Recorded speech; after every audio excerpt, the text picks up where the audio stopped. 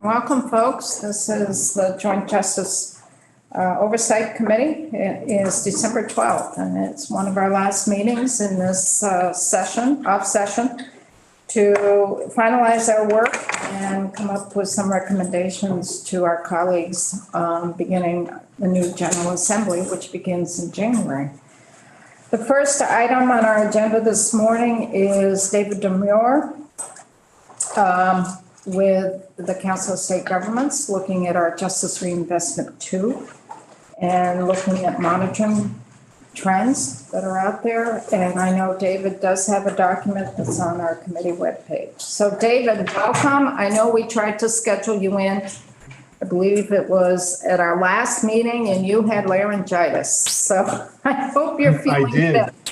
I was just laughing with Senator Sears in that I have developed yet another cold. It is the side effect of having grandchildren, I'm afraid. And so I continually seem to have one thing or another, but I do have my voice today. And so thank you for asking me to come and speak. And I'm sorry that I can't be up there in person, but I will share some information with you that we have thus far. To be very clear, we are continuing this information gathering, and this is not the end of it. You should be able to see the slides at this point. Is that, yes, is that correct? We can. Okay. And are you still able to see it as full screen? Yes. Perfect. So good morning, everybody. Again, my name is David Demora. I am a senior policy advisor with the Council of State Governments Justice Center. It has been my pleasure to be working in Vermont over several projects, including a current project for the last 7 or 8 years, in fact, on different projects. And I'm pleased to be able to speak with you again this morning.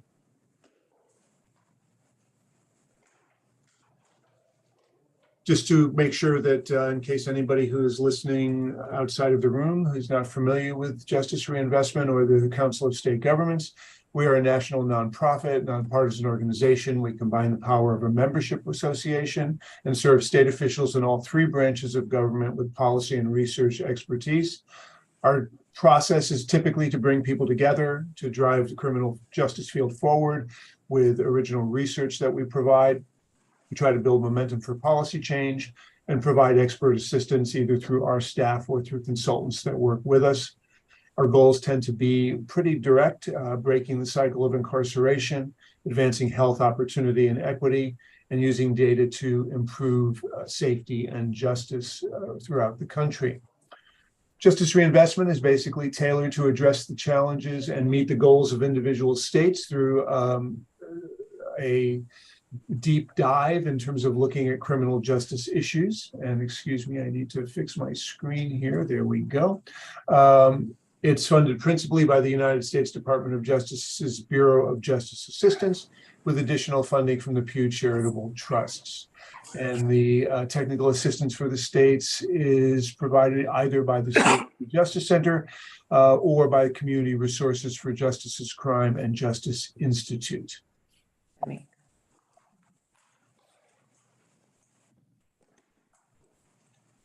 In June 2019, Vermont requested technical assistance for a second JR project, or what we have been calling JRI-2. The Justice Reinvestment 2 working group identified several areas that it would like to address. One, analyzing how increases in some categories of crime might be impacting other parts of the state's criminal justice system.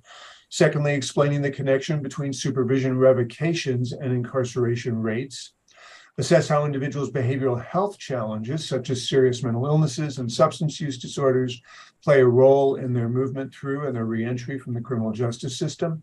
And then identifying the data tracking and analytics, what needs to be strengthened in order to provide yourselves and other stakeholders with sustainable information to guide safe policymaking through the years. The CSG Justice Center analysis found that almost 80% of sentenced DOC admissions were people returned or revoked from community supervision, at that time primarily from furlough.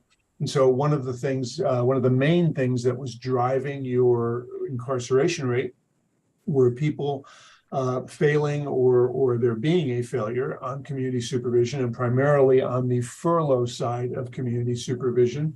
As you know, there are three types of community supervision: furlough, probation, and parole. At that time, the increases in the sentenced incarcerated population were projected to cost Vermont about $43 million in out-of-state contract beds by FY 2025. Now, obviously, and I'm going to say this several times throughout this presentation, COVID changed everything, of course. And so these original projections were pre-COVID. The models did not account for the changes since the onset of COVID-19, so they need to be considered within a limited context. The fact of the matter is these projections would have been typical projections had there not been a pandemic that upended pretty much everything that we've had to do over the last few years. To address those issues and other public safety challenges, the working group developed a package of policy reforms, and there was a focus on four primary goals. One is reducing recidivism and revocations to prison to stop that cycle of incarceration. Two, to achieve a more equitable system across gender, race, and geography, these being three significant issues of disparity in the state of Vermont, as in other states. Third, to improve data and reporting to inform decision-making. There have clearly been some gaps in the type of data that's available. And then to reinvest in policy implementation and sustain progress, or in other words, to move savings from one area into things that can be more successful in terms of responding to issues related to criminal behavior. So those recommendations became the foundation for the Justice Reinvestment II legislation that was enacted in 2020. Excuse me, Act 148 established presumptive parole to reduce reliance on the furlough supervision system, which was roundly being seen as problematic in terms of outcomes. Streamline the furlough system to increase community supervision consistency, to bring it more in line with evidence-based processes, in other words, and incentivizing good behavior by increasing earned good time from 5 to 7 days per month for people in prison and on furlough. Now, this required additional data to be collected and reported about the use of DOC's graduated sanctions policy as well. It directed the Agency of Human Services to identify gaps in identifying and serving people in the criminal justice system who have behavioral health needs. And it required analysis related to demographics and sentencing to help Vermont better identify and reduce racial disparities in the criminal justice system. Now, one of the things that happened since COVID-19 is that the sentenced incarcerated population has indeed declined by 30%, actually 32%, from July 2019 to December 2021. Now, largely this is because of decreased admissions due to system-wide disruptions from COVID-19, including court closures, fewer in-person supervision visits, and changes in policing patterns. The population decline is significantly lower than the decrease initially projected to result from Vermont's justice reinvestment reforms. In other words, greater decline. The number of people housed out of state also declined 50% since March of 2020, due to decreases in the overall incarcerated population. So we would certainly suggest that Vermont continue to utilize JRI reforms to avoid a significant rebound in the state's incarcerated population. And that's one of the things that is sort of an important issue that we're seeing across the country, which is you don't want to have that rebound. We've been able to show that it is actually not necessary to have as many people incarcerated. While there have been increases in certain areas around certain behaviors, those behaviors have not necessarily been related to people that were arrested in the first place. In other words, there are some increases. There are some increases in violent crime, particularly related to domestic violence across the country. Many of those increases are people that were not previously in the system, but are new to the system. And so it's important that we don't simply fall back to our old ways in terms of responding to these issues. It is also important that we understand that a lot of the violent increase in violence that we're seeing in Vermont and in the country is really related to domestic or interpersonal violence. And that requires something more than just a large scale violent crime way of thinking. It's a much more specifically focused area. Excuse me. If you look again at this slide, you see the projected outcomes. At that time, it was up to 131 averted out-of-state beds, up to by FY fiscal year 2025, and about 1.6 million recommended investment by fiscal year 2025. Actual outcomes much greater, 432 fewer sentenced people in prison since fiscal year 2019.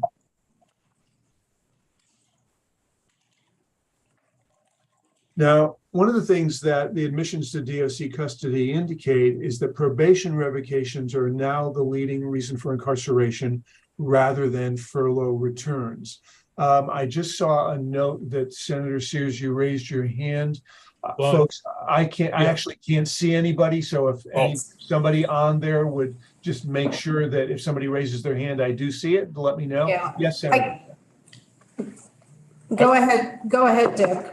Yeah, I wanted to ask you a question about the violence related to domestic violence versus what we're seeing in many of our communities has been related to heroin, drug trafficking, human trafficking, and actual firearms trafficking, at least in Bennington, in the Chittenden County area, and in I think Springfield as well. So I'm wondering if you have any figures on that versus domestic violence. Sometimes they get, it's hard to tell the difference, but we know, at least from the reports, that a lot of it's due to the drug trafficking. Yeah, so that I do not have specific numbers for Vermont because that was not the type of data that we were gathering, though that information probably can be found through some NIBRs and other data that we could look at, but that's not something that we have been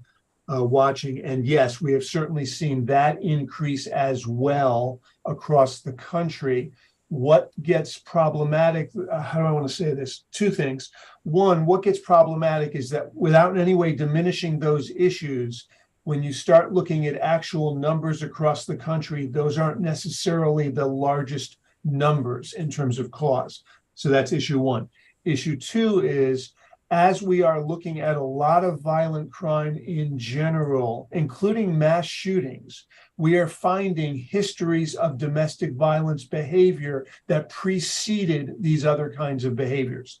And so what's happening is that we're getting, and I mean this globally, I don't mean specifically Vermont. What's happening is that we're getting involved too late. We are under responding to these initial problems in terms of interpersonal violence that then in many instances end up building and building and building. Though it's not the focus of this particular report, I could at another time, if you were interested, really sort of show you, looking at a number of the mass shootings that have occurred, and mass shootings simply being 3 or more folks who've been victimized. I can show you a direct correlation between those two things. And so perhaps at another time we could talk about that. Again, that is not to downplay the seriousness of other violence, but simply to not let that other violence be the only story. Because when we look at the numbers across the country, a big part of the violence story, is very much related to or begins with that domestic / interpersonal violence behavior. Thanks, David. I think I will take you up on that offer. Okay. We're happy to chat at another time, Senator, about that for sure. So back to this slide, admissions to DOC custody indicate probation revocations are the leading reason for incarceration rather than furlough returns. Don't take that as necessarily a negative. Remember, the furlough population has dropped significantly. And so there's some logic to the fact that you would see more of the revocations coming from probation. It also doesn't automatically mean mean that those are bad, that is bad or a bad thing to do. But what we're seeing is a switch from the sort of overwhelming number of revocations that were coming from furlough to what arguably is a more balanced sort of response in terms of what is happening. So when we look at the numbers of people that are in these systems, there's logic to that. Now, should that number be lower?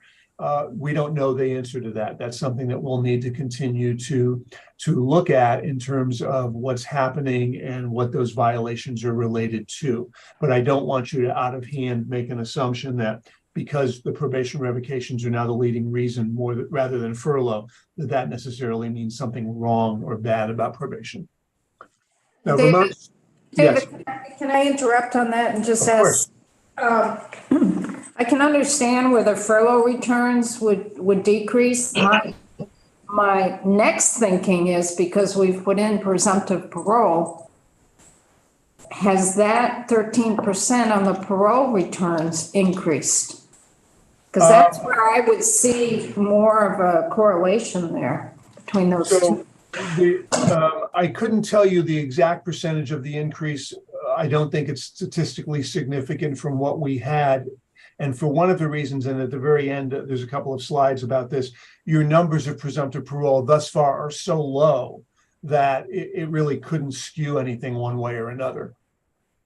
But come January, this next fiscal, well, not January, but this next fiscal year, I think we're going to bring more people that would be eligible. Right.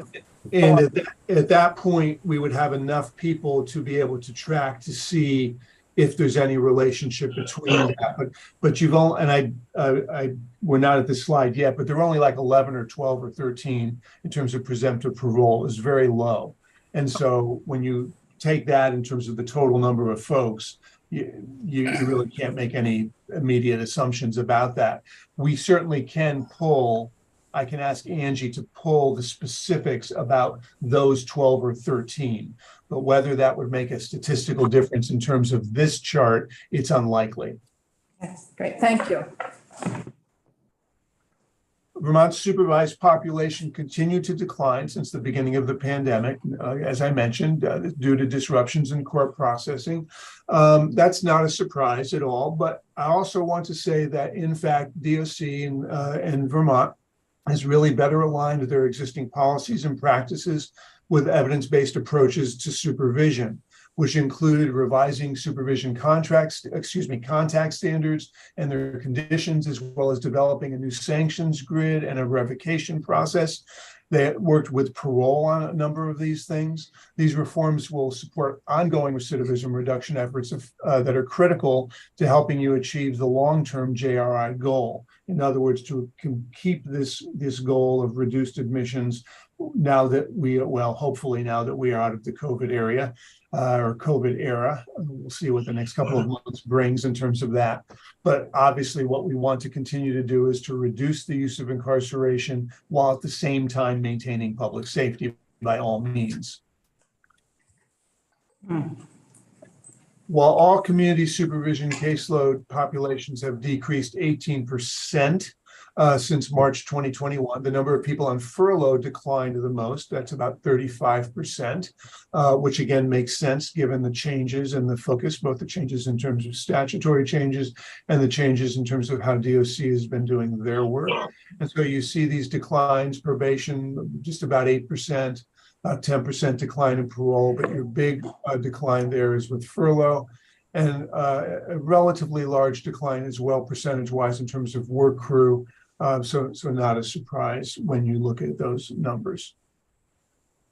There were 3 rounds of policy development that the JRI-2 working group engaged in, right? The first one was Act 148, which looked at presumptive parole, the furlough changes, earned time, the racial disparity, data gaps in sentencing analysis, and the mental health and substance use issues. In 2021, policy recommendations that were, that were recommended included probation midpoint review, the development of pre-sentencing reports, not necessarily the intense long-term ones, but shorter versions to help the courts have better information as they made decisions about probation stipulations, the development of an AHS working group, a clinician pilot in terms of providing wraparound services or community services for folks where there were significant issues, including domestic violence, and misdemeanor probation mental health screening. And then in 2022, there were some additional policy recommendations, including parole for older adults, the reinvestment funding, and looking at the issue and suggestions related to racial disparities in the state of Vermont. So in 2022, the working group recommendation in particular was targeting the reinvestment or upfront funding toward key community-based services.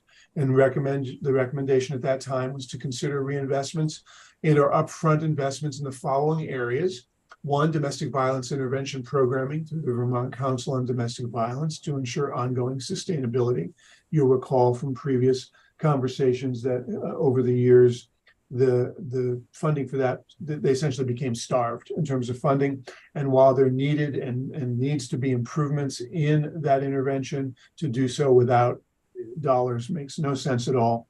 In addition to which, we had a situation where people were not getting what they needed simply because they could not afford it, because the only way for a program to be sustainable was for their clients to be paying the full load.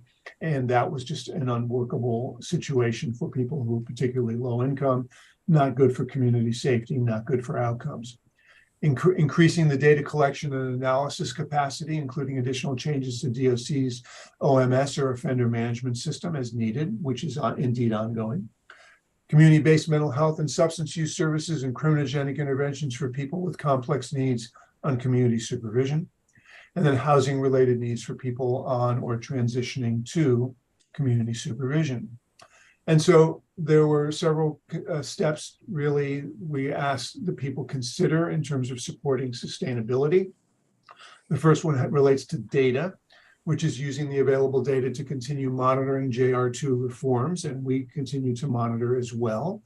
Explore opportunities to increase data collection and analysis capacity, particularly related to the application of incentives and sanctions. One of the things that we really wanted to work with folks about was the development, not just of sanctions when people do something wrong, but the development of incentives when people are doing things the right way, as well as continuing and improving the collection of race and ethnicity data. We'll talk a little bit about that in a moment.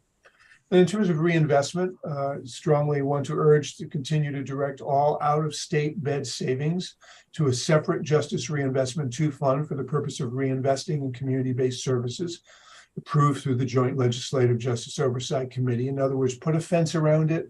Don't let it get used for things that you can't track. Make sure that those savings are used to enhance community services.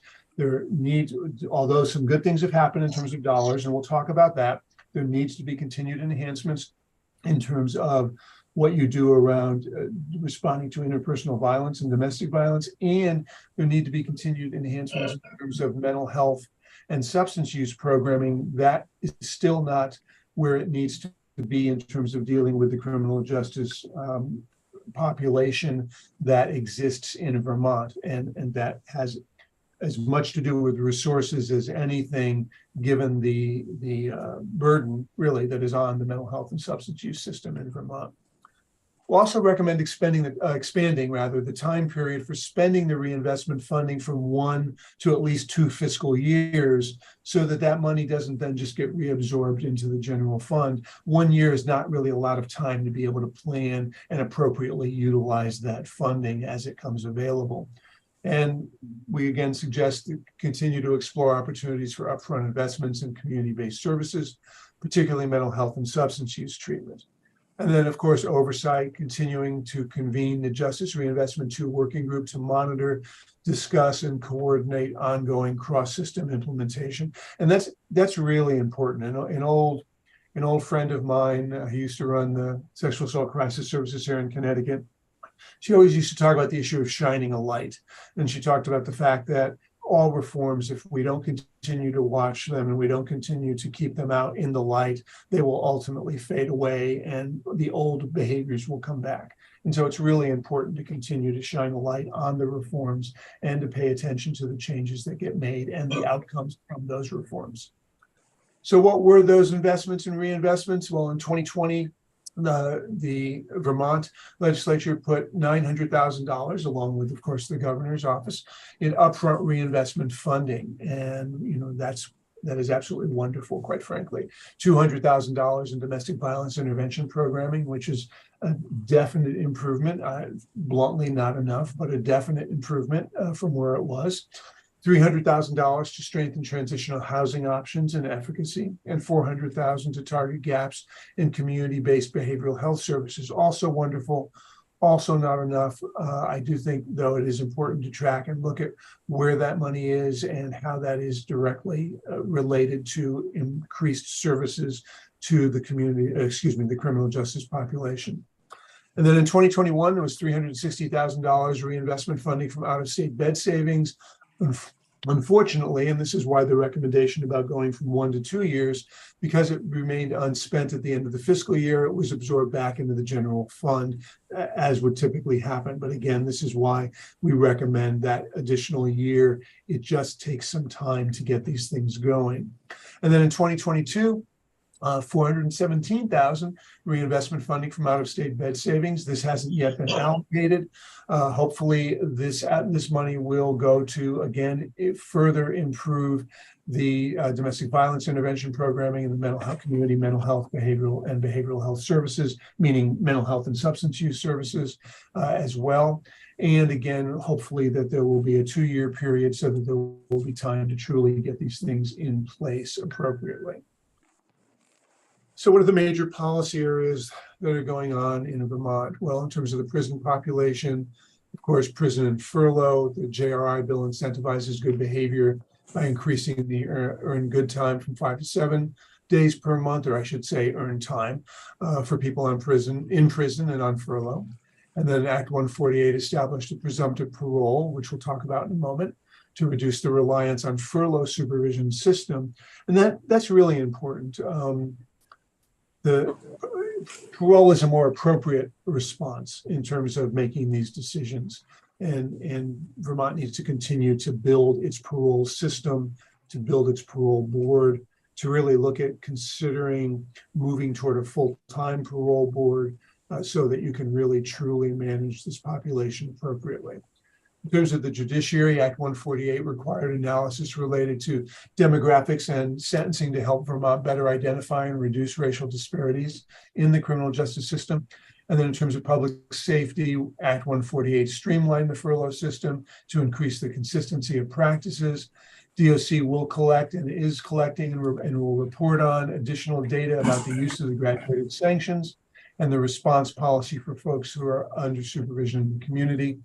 It also directed the Agency of Human Services to identify gaps in serving people in the criminal justice system who have behavioral health needs, something that, again, I believe you need to continue to focus on in a big way to assure that that is occurring as needed.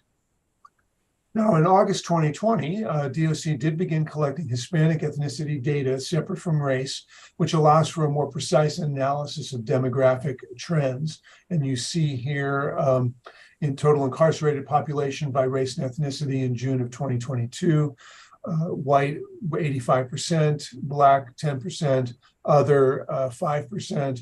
When you look at Hispanic, about 11% of the total, as opposed to not Hispanic, 89%. And when you look at the community supervision, excuse me again, when you look at the community supervision population, you see again overwhelmingly white, with about 5% black and other 6%. When you look at Hispanic versus not Hispanic, you can see that 7% of the population is Hispanic. These are breakouts that we've not been able to get previously, and it just helps further look at who is it that you have on supervision, and down the road, help us look at success and failure by race in better ways than we've been able to do previously. And to be clear, this information does come from DOC. The court data is really not available on an ongoing basis. And so that's not included in this report. This is information that DOC has started to gather and has been providing. Now, the detained population in Vermont's Department of Correction has indeed showed increasing racial disproportionality over the course of the pandemic. And to be clear, that is not the sentenced population, but the detained population. Sentenced population, there's been some fluctuation, a little bit up, a little bit down. not terribly statistically significant one way or the other in terms of sentencing. The detained population, pretrial detention, et cetera, that's significantly gone up from 12%, 12.5% in 19. It went down a little bit. Then it went down further in 21. And then it's by July of 22, it's popped up to 16.4%, or its highest rate really in these 4 years that we've been able to look at. When we look at institutional admissions from community supervision, what we see is actually not too much difference in general. You see a significant drop in certain months, and you see a slight increase in other months. What I would say is that we're okay here, but we want to be careful. We don't want to get back to July where we see that highest number. We want to really sort of pay attention to this and make sure that it doesn't begin to creep up again. Fundamentally, you want to keep it at this line or under, this red line or under, in terms of institutional admissions. And what I mean by that is, to be clear, we don't want to fake something where just to get the numbers. What we want to do is to make sure our processes are effective so that we aren't utilizing return to incarceration at too high of a level, if you will, or too quickly, too easily.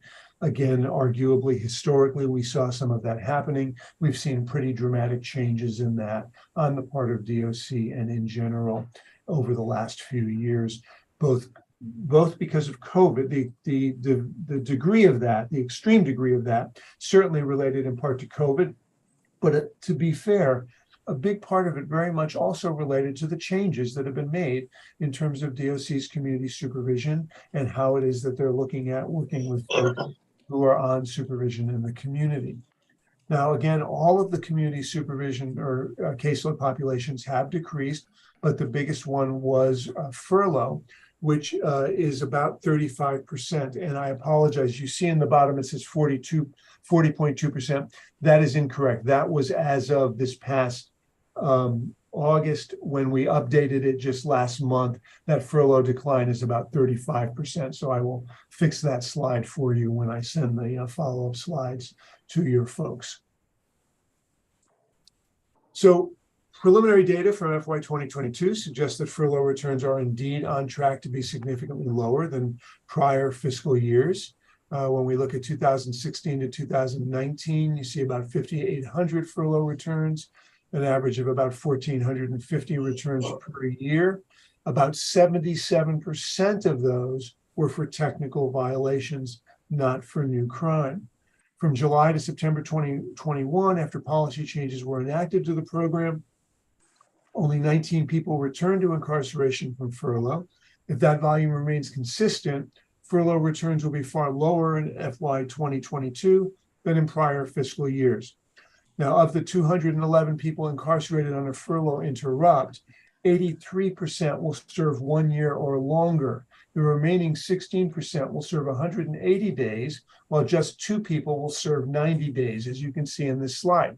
What's the relevance of this? The relevance of this is that of the furlough interrupts, a very large number have an interrupt for a lengthy period of time, which suggests that, excuse me again, which suggests that the furlough interrupts that are happening for serious issues, not for minor issues. When you have an interrupt that is a year or longer, that suggests something very significant as opposed to something very minor. And that is a change from prior numbers where we saw a lot more of the lower interrupts than the longer period interrupts.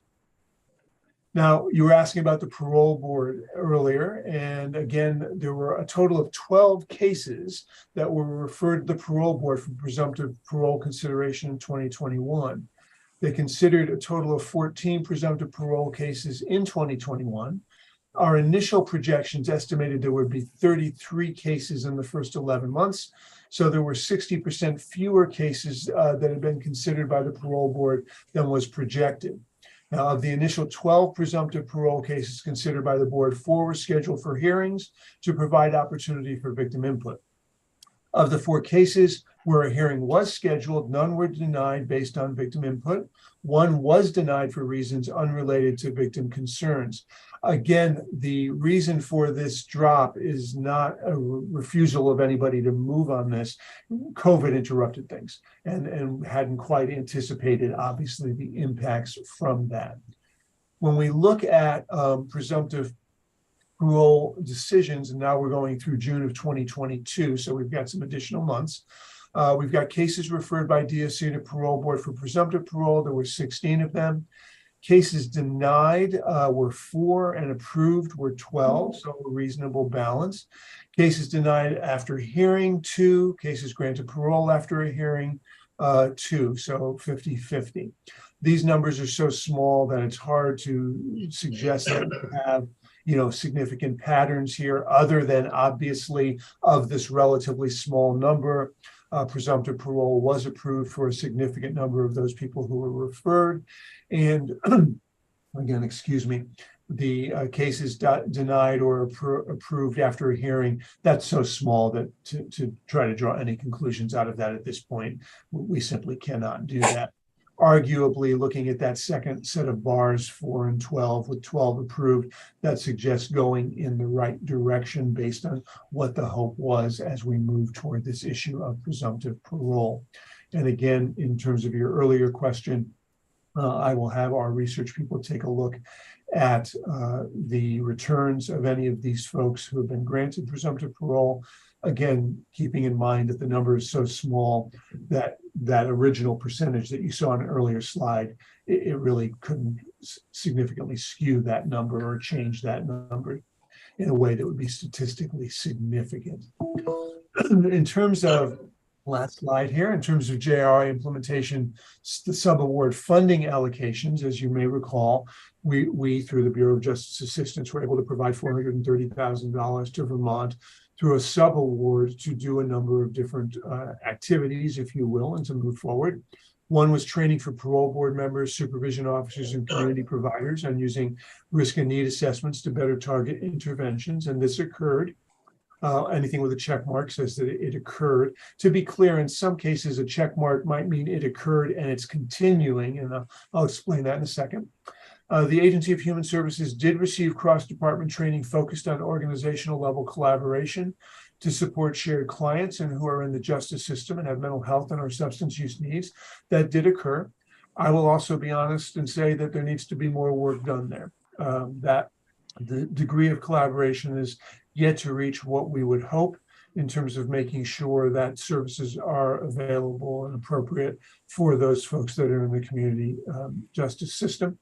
And again, that takes time. I don't mean that as a slam, so much as the work is not done and there needs to be a continued focus on improving that collaboration. Training on evidence-based housing practices for providers selected through DOC's request for proposal, and that training has occurred. Training for supervision officers on evidence-based correctional practices, that has occurred. That is ongoing, as is training for supervision officers and community providers on engaging people on supervision with complex mental health and substance use needs. In other words, one and done is never really the answer. And so, yes, the massive amount of training has occurred. There's continued training that's occurring, and there will be ongoing training over the course of the months and years, not just as part of JRI 2, but as part of DOC's commitment to make sure that people are utilizing evidence-based programming. In addition, there were investments in improving DOC and parole board data collection and analysis processes. That is ongoing. I know that you've heard about those from the DOC commissioner and others. They are indeed gathering more and more data. They are really being able to look at better data in terms of looking at the total number of people who've reached the minimum sentence, looking at better data about those who've reached the minimum sentence, those who are eligible for parole, excuse me, looking at the total number ineligible for presumptive parole and the reason for ineligibility. and really looking at improvement in terms of monitoring returns to incarceration, including the total new furlough interrupts each month, the reason for furlough interrupts, whether it's significant violation or new crime, and the length of new furlough interrupts. And so DOC has indeed been working very hard to continue to improve their data collection and analyses. It is a work in progress, takes time, and we'll continue to be looking at that as well in terms of our continued review and overview of the data coming out of Vermont. And then last but not least, there was also some money in there for computer monitors for the parole board, as in many states, so many of these hearings are now done remotely as COVID sort of created, but as we've also learned in many cases, it becomes a more efficient and effective way to do some of these hearings over time. And with that, I will stop sharing my screen and take any additional questions. And I apologize for my voice once again. If there is anything else that I can answer or that I can ask our research people to gather for you, please feel free to let me know. David, thank you for that. I find this to be very, very helpful. And I think it's a good snapshot in terms of where we are with Justice Reinvestment 2. And it also shows that there's a lot more work and collaboration within the Agency of Human Services that needs to occur. And I believe that would be more of an understanding how our respective departments outside of DOC need to really start coming up to the plate, up to the table, and working with DOC on those folks who are out in the community but are involved in the justice, and not just have it on DOC's back. Yeah, it's a really important issue. I mean, you know, Vermont is poised to do a nice job with this because you have all of these agencies within one parent agency. But we've seen very often throughout the country, the problem is that the other agencies, whether they're part of a same parent agency or not, but the other agencies don't always sort of respond well. Sometimes there are the mistaken idea that they're different clients, when in fact, when you actually look at the clients, they're not. But the second problem is that what it does is that it causes DOCs to feel they have to create their own systems to do this work. And what happens is not only is that a replication and a waste of resources, but you can only do so many things well. And so it becomes unfair to DOCs to basically say, oh, you have to be good at correctional management. Oh, you have to be good at behavioral health. Oh, you have to be good at substance use. And you have to not just do this inside the facilities, which they have contracted providers to do, of course, and which they need to do, but you now must do this across the country, across the state, and you have to create essentially a shadow or second set of system players to do this work. It doesn't work. It never does work. And it really is incumbent on us to make sure that we have the right systems responding to the right situations rather than, as you say, putting it all on the backs of DOC. It's really unfair to DOCs to ask them to do everything when we've created systems to respond to these issues that are full of people with the obviously the skills and licenses and training to be able to do this kind of work. So David, we have three more questions. We have Dick, Butch, and Jane. Dick? My question really is on the oversight you pointed out, and I totally agree. I think one of the things we failed to do after Justice Reinvestment 1 was continue to monitor what we had done and the progress we had made. And it kind of caught us in it. You have ideas. I mean, it's easy to say Justice Oversight will do it, but we only meet during the off months. We get on to the next crisis. Are there ideas that you can share with us to how to make sure that some group is responsible for the oversight of the justice reinvestment process? Well, you know, one thought off the top of my head, and I'll bring it back to the team and talk further and be happy to send some stuff back. But one thought is, you know, there was the development of an executive working group.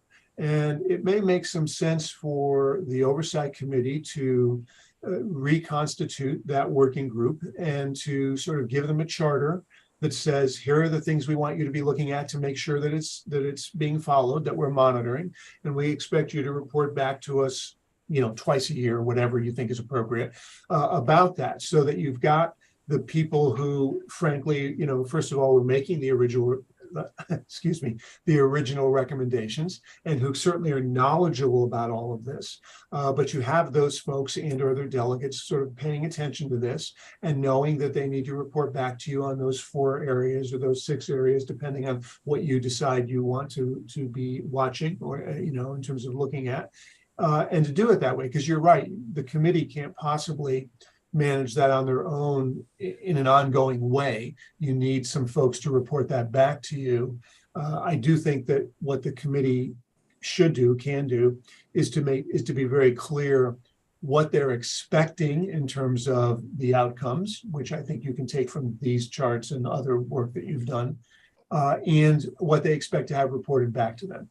And then whether you choose to do that, probably quarterly is too much. Probably if you could do that twice a year, that would make sense, so that if something isn't quite going the way you want, you're able to catch it before it goes too far down the wrong road.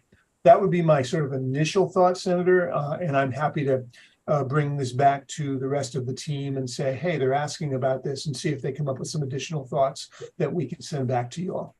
That would be great if we could work through Ben, and even if it's an amendment to a miscellaneous bill that we can put in to require a working group to report back, twice a year on progress and lack thereof and specifics. But I really feel like I lose track of all that. So thank you. Would that be can that be a recommendation from this committee, Alice? I would assume so. This whole conversation always ends up in the appropriations process. And then they look towards the respective policy committees. And then so those policy committees need to come up to speed. So I think this does make sense. And I would encourage that to be a recommendation from this committee if members are amenable to that. Keep track of that, Ben, can you? Okay. Thank you. Butch and then Ginny. Thank you. David, thank you for this. Going back to slide 9 and maybe 11, you alluded to the decrease in incarcerated population through the pandemic. I'm curious as if you have considered what a bounce back may look like in this area, and maybe beyond your scope, but just wondered if you, I guess I would expect a bit of a bounce back, but would you? I would expect a bit of a bounce back. It's a bit beyond the scope, but here's what I would say. There's no doubt the numbers will increase slightly. At the point that they increase to where they were beforehand, it tells you that we've lost the thread, that the old behaviors are back in play, right? And so there's going to be a slight increase or bounce back. And why is that? It's going to be because the courts are operating. It's going to be because there's going to be more one-on-one oversight in terms of supervision. It's going to be because the police will be more involved. And all I mean by that is, again, face-to-face kinds of things. So you're going to see some increase because, we don't want to make believe that we didn't miss something during the pandemic, because sometimes we would have missed something during the pandemic. But what will be a key issue is whether or not there's a relatively small percentage, a 10% bounce back or a 15 or even 20%, or what we see is back to previous levels. If it goes back to previous levels, then what that tells you is that people are not following the recommendations, have not continued the changes in the evidence-based supervision processes, et cetera. And to be clear, I am not in any way suggesting the DOC isn't committed to doing that. I'm just saying that if you get back to previous levels, it tells you that they have stopped doing the changes. So yes, I would expect a little bit of a bounce back. A little bit of a bounce back. There are going to be some people who definitely do the wrong thing, and it's a public safety issue. But what we know from history is that many of the situations that occurred were a heavier response to an issue that could have had an intermediate response. And so we don't want to see it bounce back to that style, if you will, of response. That's one of the reasons why I think that issue of shining, keeping the light shining, having the oversight group paying attention is important because, again, see a little bit of it bounce back. I get that. Makes a lot of sense. You start seeing it going back. You start seeing your out-of-state stuff increasing dramatically. You start seeing a big bounce back in terms of failures on supervision. Then that tells you that you have a problem, not with the people in your community, but with how it is that the system is responding. So would you think we would get a trend line established within the next 12 months that would be accurate on that? Yeah, the only reason I'm hesitating is that I read the news this morning. And so barring another COVID winter, yes. If this sort of triple pandemic thing that they're all yelling about in the news happens, that's going to skew things once again. And so that would be my cautionary tale is depending on what happens in the next 60 days, that would tell us whether we can have that trend line through this year. If we don't get that big crazy thing they're describing, then certainly by the end of this or over a 12-month period, with the courts remaining open, with supervision continuing in the way that it is, you'd be able to have a trend line with that. Thank you. Jenny? Thank you. And some of your comments previously have actually helped with my question or my concerns. You were talking about the link between the different departments within the Agency of Human Services. And so, obviously DOC has its own set of issues with respect to incarceration and public safety. But when we start talking about mental health and behavioral health, there is some consistency. And so having the Department of Mental Health accept the responsibility and the leadership on providing services, I think is critically important. And I've been advocating for that now for a couple of years or several years. The issue always becomes, allocating resources to individuals rather than to a system. And what I mean by that is if we're going to allocate resources for mental health, that then becomes an allocation of resources for all the needs that we have in mental health services without partitioning off funding for one cohort or another. And I'm sorry, I'm commenting a lot, but I'm looking for your comments in response.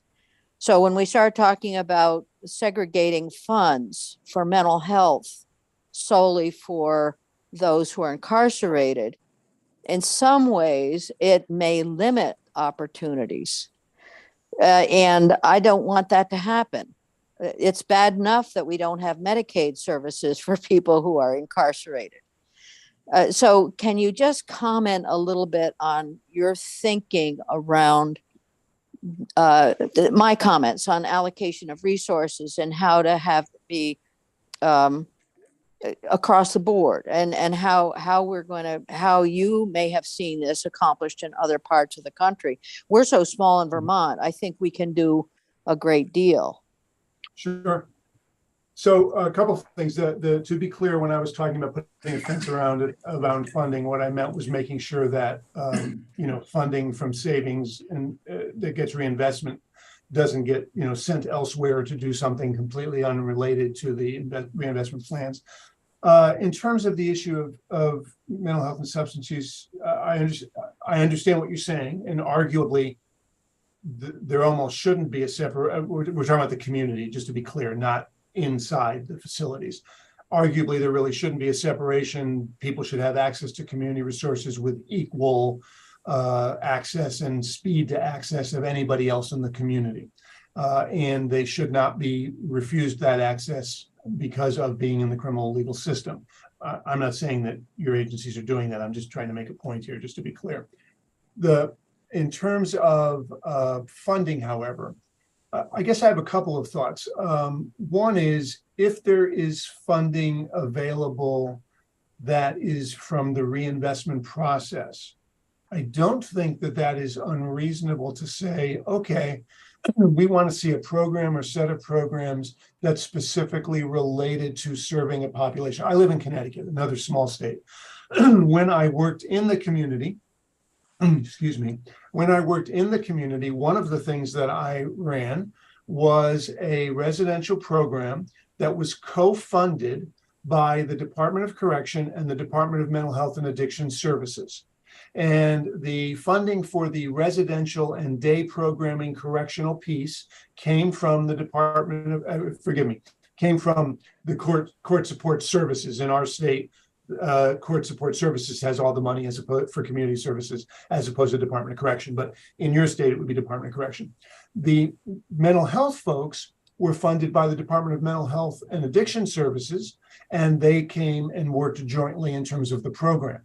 And so those three people for this group of 75 clients were specifically funded to provide services to those clients in the New Haven area.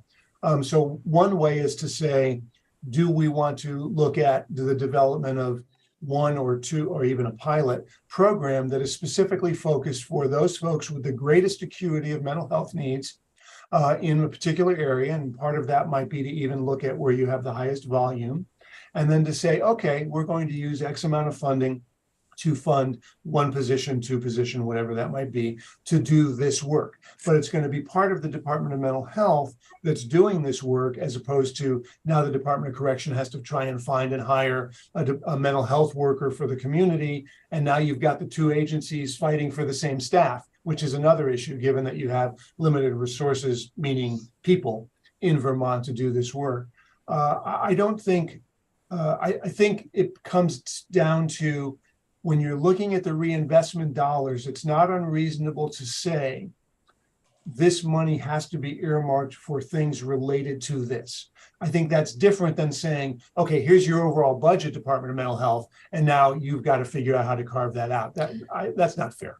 But if you have savings from out of bed money, and you're able to put $100,000 to, and I'm making up these numbers off the top of my head, you can put $100,000 towards something. I think it's perfectly reasonable to say, hey, that $100,000 is to pay for a clinician, and that clinician is to be in Bennington. Again, I'm making this up. And they Wrong county. I'm just making it up. And they are going to deal, Burlington, I don't care, you pick. But they're going to deal specifically with the 30 highest acuity folks who are on community supervision in the area. Again, completely fake numbers, just to give you the concept of one way to think about it. Yeah, no, thank you. And then obviously, if we have the money returning from the reinvestment program into the reinvestment program, it's what I was alluding to is a decision-making process where Department of Mental Health and Department of Corrections need to have an equal voice. And that takes us into where we are in our little Justice Oversight Committee, which has been pretty egalitarian. We've, working together. I do have one question for you, and that is, currently we have a healthcare program in the Department of Corrections that is private. And then we're also then talking about public dollars going for a public investment in our community services. And so have you seen states where the private organizations are providing sufficient support for substance abuse and mental health treatment while the individual is under the umbrella of our judicial system? To make sure I understood the question, have I seen states where the institutional contracted provider is providing the necessary or adequate services for folks that have those needs? Yes, and that so. I'm trying to remember. This is a little glitch on my part. When someone is on parole or probation, are they covered by Medicaid? Assuming that, yeah, once they're in the community. Yeah, once they're in the community, they're covered. But Yeah. in terms of the coverage that they have in the community as compared with what happens when they are incarcerated, do you see states where there's adequate support for those folks so that when they are released, it's not a surprise and not a big extra need. Yeah, I've seen some that's adequate. I can't say I've seen anything. Adequate, yeah. I can't say I've seen anything that's gold star. And I've seen a lot of not very good, to be very honest. And there are lots of reasons for that. This is not an issue of necessarily a quality of a provider. What happens is the amount of resources that are available, the number of people that can be seen, the cutoffs that have to be decided. There's a reason that there have been lots of lawsuits across the country about mental health care in terms of that. And so I've certainly seen places that are adequate, that do a decent job. I have not seen places, and they may exist, but I've been in most states at this point. I've not seen places where, oh yes, that's all gotten together. And again, it's because they don't have the resources. It's not an issue of, there are some cases where maybe they need to change providers, but even then there becomes just the available amount of resources to provide services. It's true in my state as well. What we have available for community services here is much greater and much better in terms of resource rich than what we have inside the walls. And so it's not unusual. So there's two things to think about. One is I think there's two things to look at. The first one is, are people able to meet the need? And I don't know the answer to that in Vermont. The second answer is, what's the quality of the services being provided? And are there good services being provided? And so I did meet, this has now been a few years, but when I did meet with folks in terms of the work they were doing inside, there was some good stuff going on.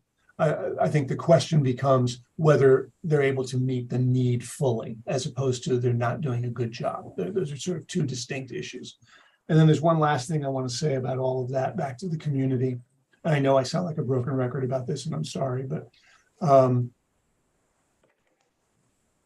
when you're thinking about this, about reinvestment, and you're thinking about mental health and substance use, and you're thinking about violence, I need to come back once again to the domestic violence interpersonal issues, because the problem right now is that you aren't able to deal with the higher risk folks as effectively as you can, as effectively as they can be dealt with, because they have needs for greater intervention than what the funding allows for. And many of them have mental health and substance use needs that are not getting fully met. They're getting met. Few of your providers are able to do that, but most are not. And so it all circles back to this idea that we think we have these siloed issues, when in fact what we have are a series of integrated problems that we're attempting to respond to in a siloed manner. And so it's no surprise that it becomes less effective than we would like, because we keep missing one of the pieces around that. And so when I think about the funding issues, I think about two things. One, the funding issues, make sure that you've got, and I love what you've done about funding housing, and I love that you've increased funding for domestic violence, though it needs more. And I love that you provided funding for mental health.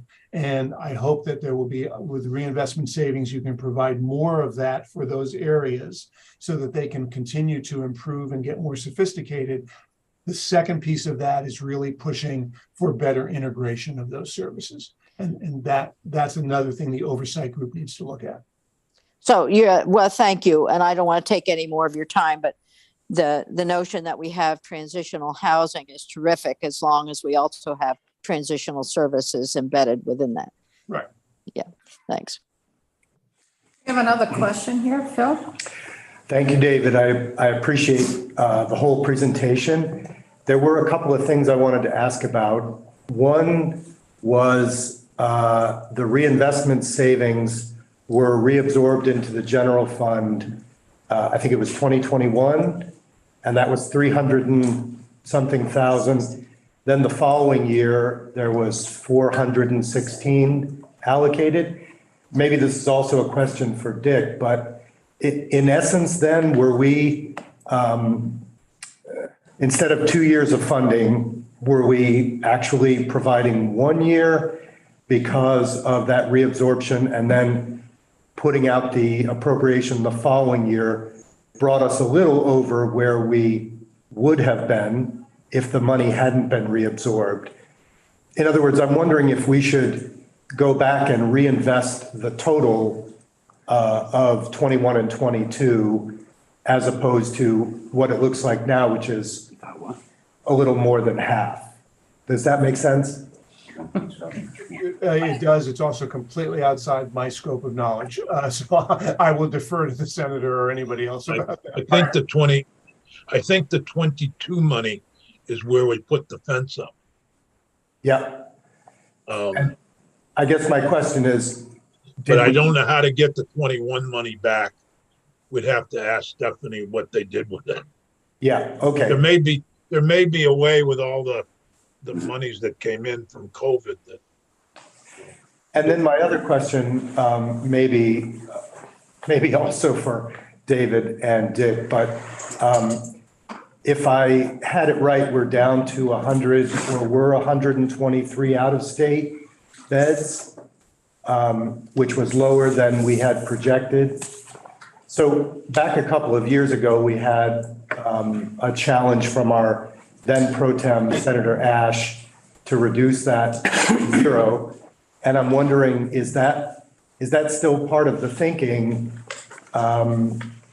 especially given that the reduction of out-of-state beds is what's providing funding to be reinvested? What's the thinking about getting to 0 and what that might do for these services that are projected to be paid from those beds that we don't use as we go to 0?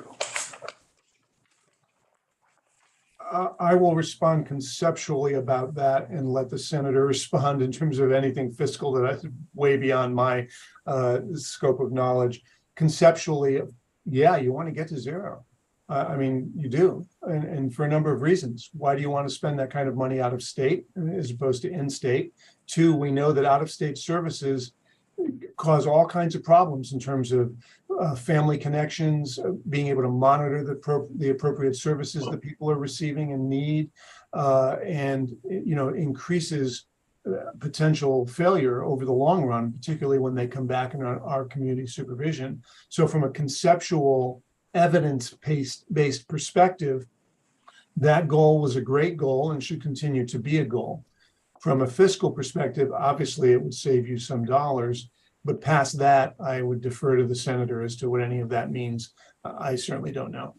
And I could be corrected if I'm wrong, but I think the idea behind the fence again was to set a baseline that we had, for example, 200 people out of state. And those savings, whatever you have less than 200 people, would be reinvested. And so if you got to 0, you'd still have the 200 people to reinvest, because that money shouldn't go back to build bridges or, pave roads or whatever. They should be used for justice reinvestment things. So that's the idea behind it. But and Trevor may want to speak up, but I think generally we try to stick with that. But it's very easy when times are tough to dip into, oh, there's a little money here, we can use this, and that. So that's the concern. But that was, if we had done that in 2010, we'd be like 50 million a year in justice reinvestment funds. Going from 700 to 200, tremendous savings. And thanks for that. I would just leave it out on the table. I'm not sure if DOC is going to be testifying, but if they are, it would be great to know about ongoing ambitions to get to 0 and how that might happen, especially with the reductions we've had sort of unexpectedly via the pandemic. We're going to have further conversation of all of this afternoon when we make our recommendations for the reallocation or the 1.9 million that is in out-of-state bed savings in FY22 that then needs to be allocated to justice reinvestment 2. So we're going to have that broader conversation here this afternoon as a committee, and I'm hoping DOC will be here as some of our other partners. Trevor, I don't know if you want to weigh in because we worked quite a bit on the 160,000 that was there as well as the 417,000. Yeah, I don't know how much I can add to this. I look at the slide, it was 16 in David's presentation. And a couple things seem, I'm not sure accurate, I guess what I'm saying. In the 2022, which is the 2021 savings, which is the 417,000, we've had presentations in here and how we've used that. I believe we used 300,000 for the CJCs.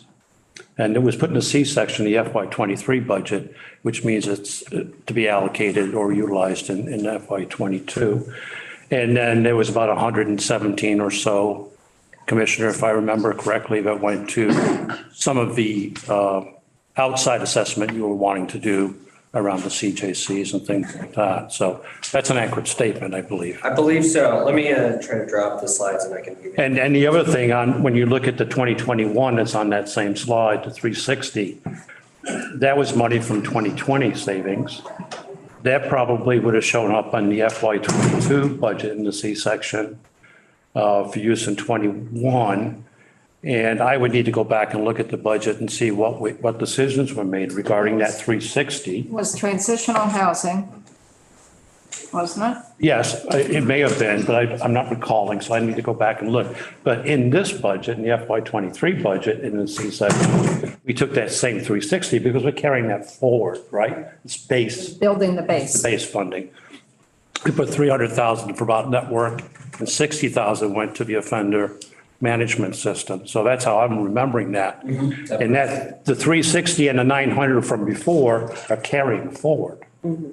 That's 1.2 million. It continues to carry forward for justice reinvestment too.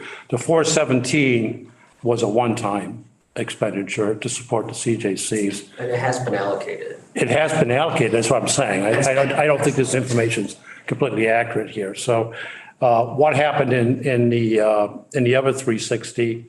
Why that didn't get utilized and went back to general fund? I wasn't aware of that. And that predates me, but I have a vague recollection of what happened, but I don't want to say in case it's Okay. inaccurate. But we'll probably talk follow about up that. and give you an accurate answer to that.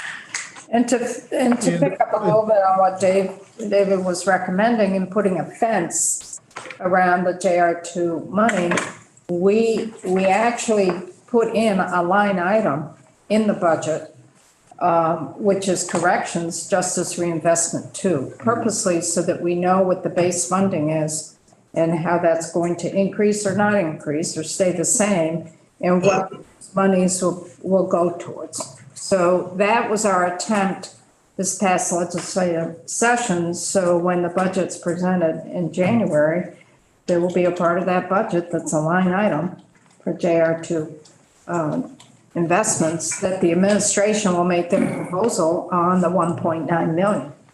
We may disagree with what they're proposing, but it will have to be within that justice reinvestment line item. And if it isn't, we'll say, why not? So that was our attempt to put a fence around the savings. And Just a Representative, quick, sorry, just a quick comment. And then we'll go to you, Nick. Just a quick comment about the dollars and whether that's accurate or not. Appreciate hearing about that. That's our research team pulled that information. I'm going to have Angie from our research team contact you so that she can update this for the report because clearly in terms of the report that they're writing, we want to make sure that that's accurate. And so thank you for mentioning that.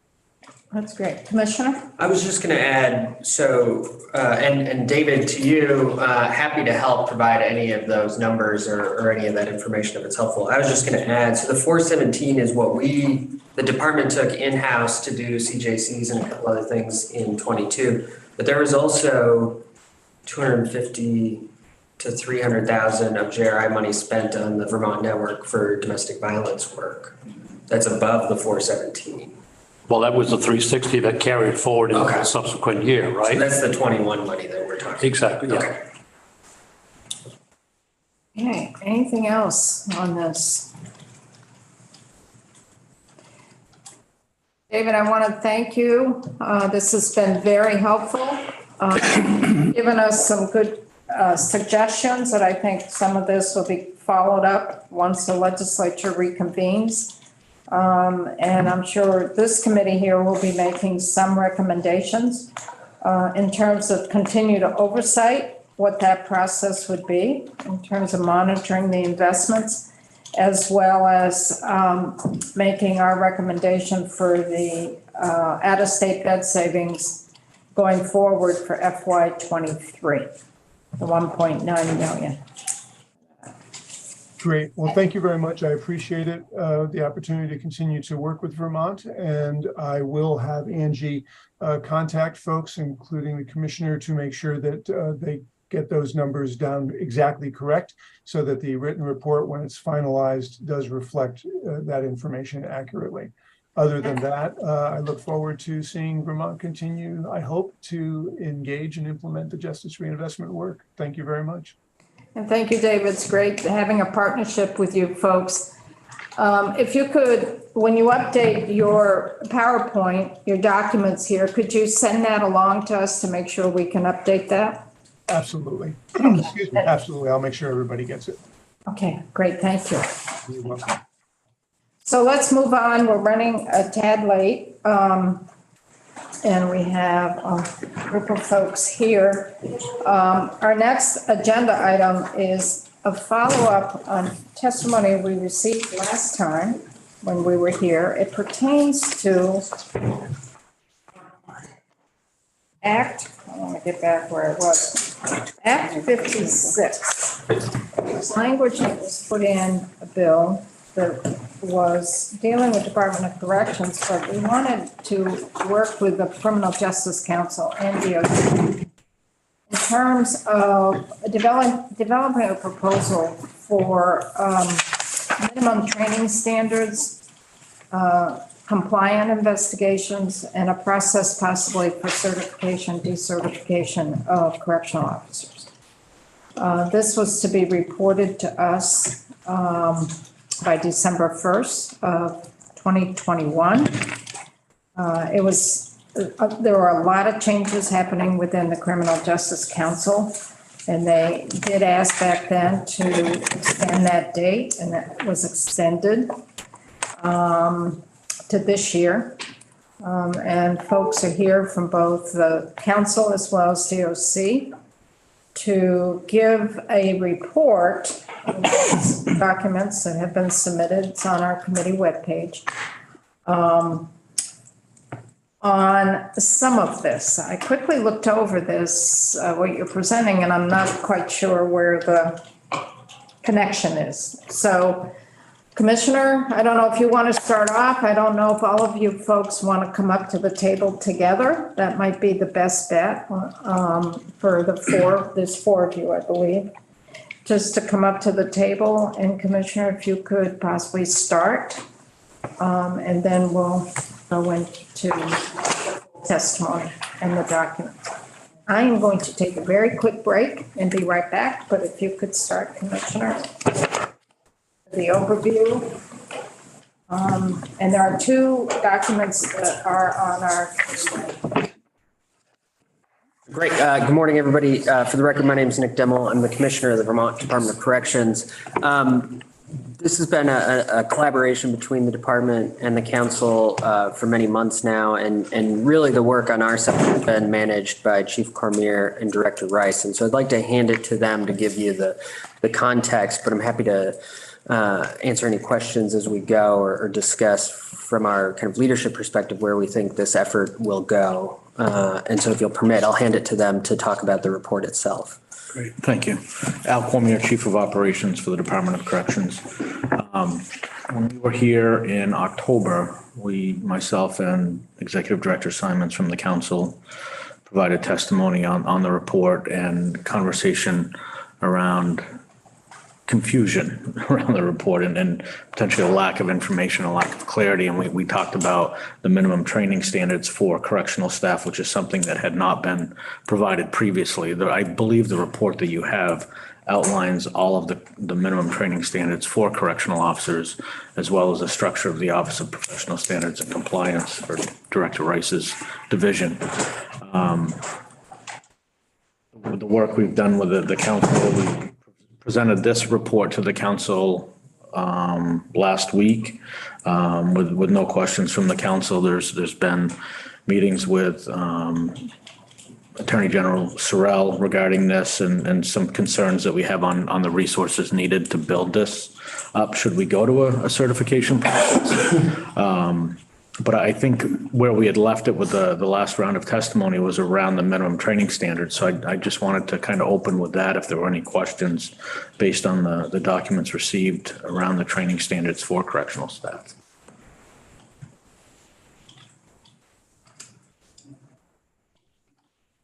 Hearing none. Sure. Okay, well, Dick, Senator Sears, I think, chair. Dick, you're muted. I'm muted and I'm what? You're in charge. Oh my Right. gosh. Oh, Commissioner, the subject is minimum training for correctional officers complaint investigations. Well, please take over. You just did. I mean, I think at the end of the day, the top line that we wanted to convey is I think the department is essentially certifying officers right now. We're the only corrections agency in the state, unlike many of our counterpart states. And so if we determine that an individual can no longer perform the functions of a corrections officer in the state of Vermont, they functionally are decertified or there's no option to turn to. We're comfortable enough with that in part because if that same officer wanted to go to New York or New Hampshire or Massachusetts, they would have to go through New York, New Hampshire, or Massachusetts training programs because they have an entirely different structure. It's not that Vermont's training would transfer to New York, for example. I also think, through Director Rice's leadership at OPSC and with the Correctional Academy, it's some of the best corrections training in the country.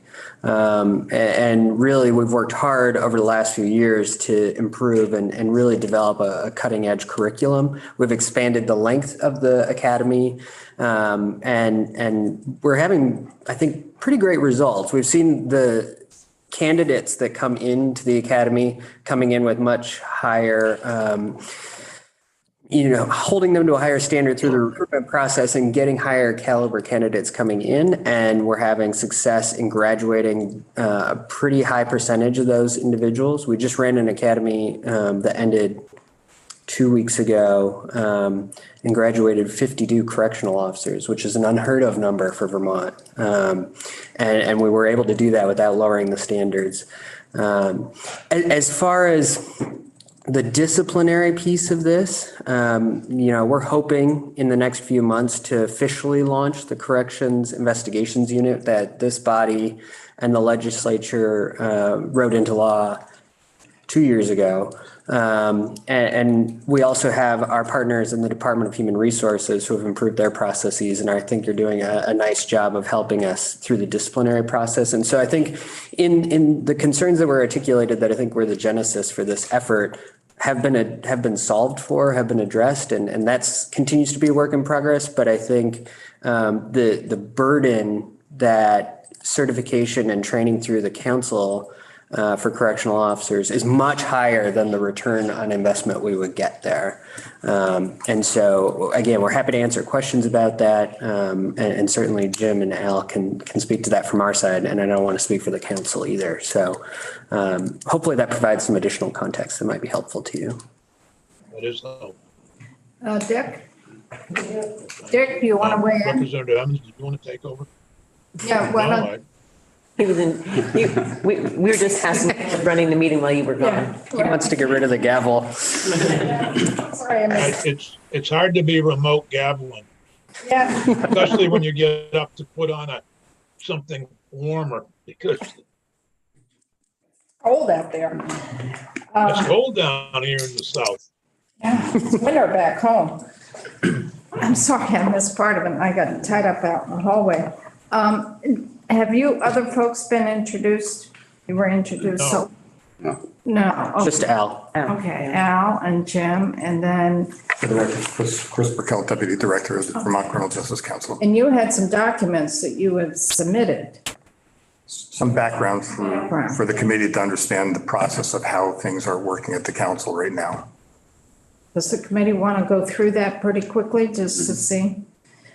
So why don't we shift you? Dick? Yeah, that's fine. Okay. So why don't we shift to the Deputy Director, Christopher Burkell. So if you could just walk us through quickly some of your current processes, and I know you have the documents that you've submitted to us on our website. Absolutely. I'll try to give you the brief synopsis of how it's working within the council right now. So there are limitations on agencies when there are complaints made against law enforcement officers that they have an obligation to report to the council. So this is just law enforcement. It's not correctional. Correct. Right now, it's just certified Vermont law enforcement officers. There are two levels of certification, level 2 and level 3, which used to be the former part-time and the full-time certification. So as the legislation was passed, it's developed into 3 categories of complaints. A category A, which roughly is criminal complaints made against law enforcement officers. Category B, which is standards of professional misconduct when it's about policy and any type of action that's taken while on duty and under the color of authority. And then the council process of level C is really council process work. So anyone that submits false information, training standards that aren't met. And category C also encompasses complaints that are made against law enforcement officers, which are the agency head of agencies. So they're separate and taken as a separate entity. How it works right now is when there's a complaint made against a law enforcement officer, it typically gets referred back to the agency for investigation. They do an internal affairs investigation, they complete it, come to a conclusion, then it's sent to the council. The council has a subcommittee member of five committee members that review everything from the internal affairs investigation. If there's a criminal investigation that's attached to it, body camera video, everything in relative to that investigation. They make a determination and vote it out. And then if it's a category B first offense as designed in the law, no action is taken. The council cannot take any action on a first offense. If there's a second offense, that's when the council can take action against the certification. So subsequently, when there is a category B second offense or a finding of a category A first offense, it gets voted out by that subcommittee to the council for a hearing. And the council then has a hearing through the APA, and then a determination is made based on what happens with that officer certification. Having said that, it's a complex process. It's a timely process. As you can imagine, some officers that are accused of criminal conduct, the council has to wait until that criminal process plays out, till there's a resolution before they can even review it for their subcommittee to take a look at. So it's a timely process that has many stops along the way, and it's going rather well, but it's a complicated process. If you, I don't know if you took a look at there was a second document that I sent that was drafted by the subcommittee that kind of gives you an idea of the amount of time that it takes for them to review these cases. And it's quite extensive for a council that is a 24-member council, 5 of which the subcommittee members review all of this material. So right off the bat, they're taken out of the mix when it comes time for a council hearing to review this. So as you can imagine, we have a 24-person council minus 5, which takes them out. And now we have to meet a quorum still of 13 in order to have a hearing, which, as I'm sure everyone here can appreciate, that's really extremely hard to do, especially if you're looking at an all-day hearing. We have been very fortunate thus far where a lot of our information coming through has been either stipulated agreements or They've been cases that are coming up for agreements that might very well look to be a stipulated agreement. But once we have a council hearing on a full hearing for certification, it's going to be complicated. So I'll leave it at that because that's a brief overview and be happy to answer any questions that you may have relative to that or anything else. So the background of this language in Act 56 came from the allegations of misconduct of correctional officers, particularly at the Chittenden Correctional Facility, and some of it also in the field offices as well. And in looking through what the process is when there is a complaint, where does it go?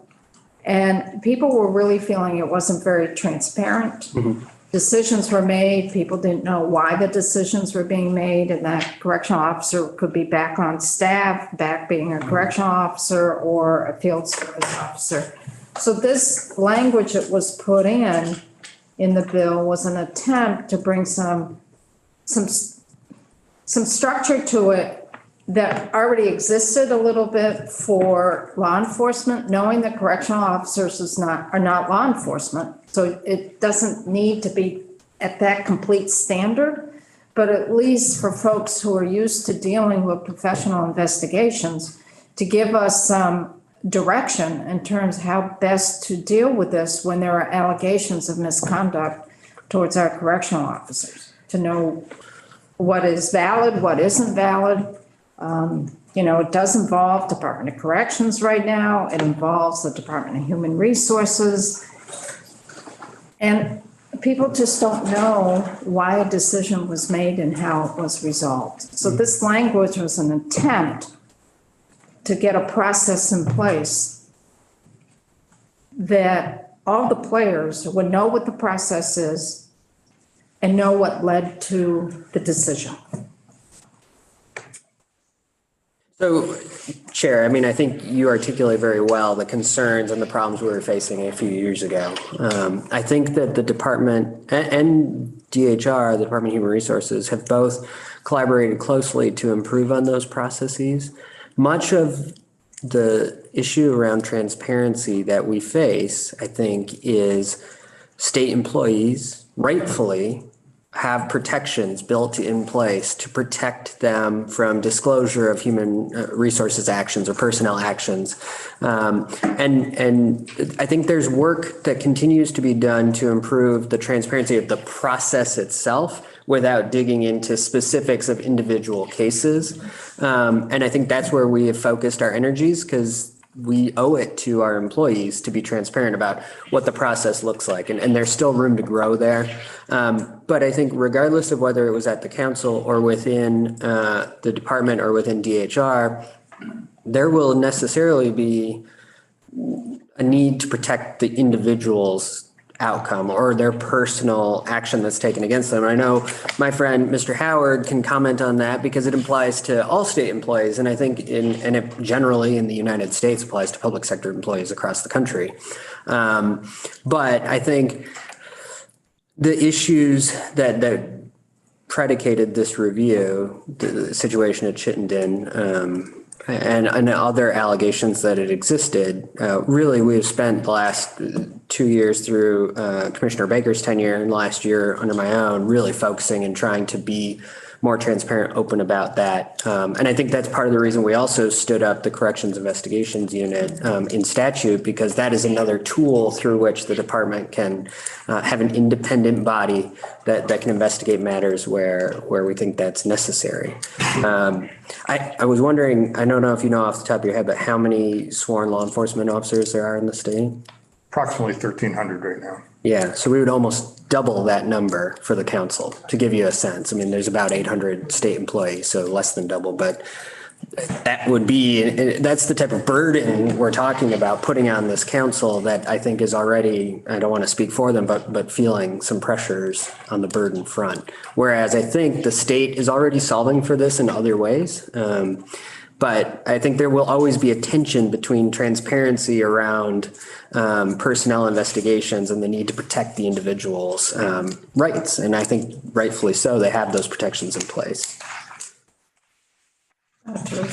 So I'm just looking back at the charge, and so I just want to make sure that I'm not overstating what I think the two of you are saying, which is that there, or three, or however many, I'm not sure who's speaking for whom right now, but that you're not making any recommendation to broaden the scope of authority of the council. Your recommendation is to, although I don't think you've actually made it in the form of a recommendation, but your recommendation is to continue with the process that's been developed in the interim since this law was passed.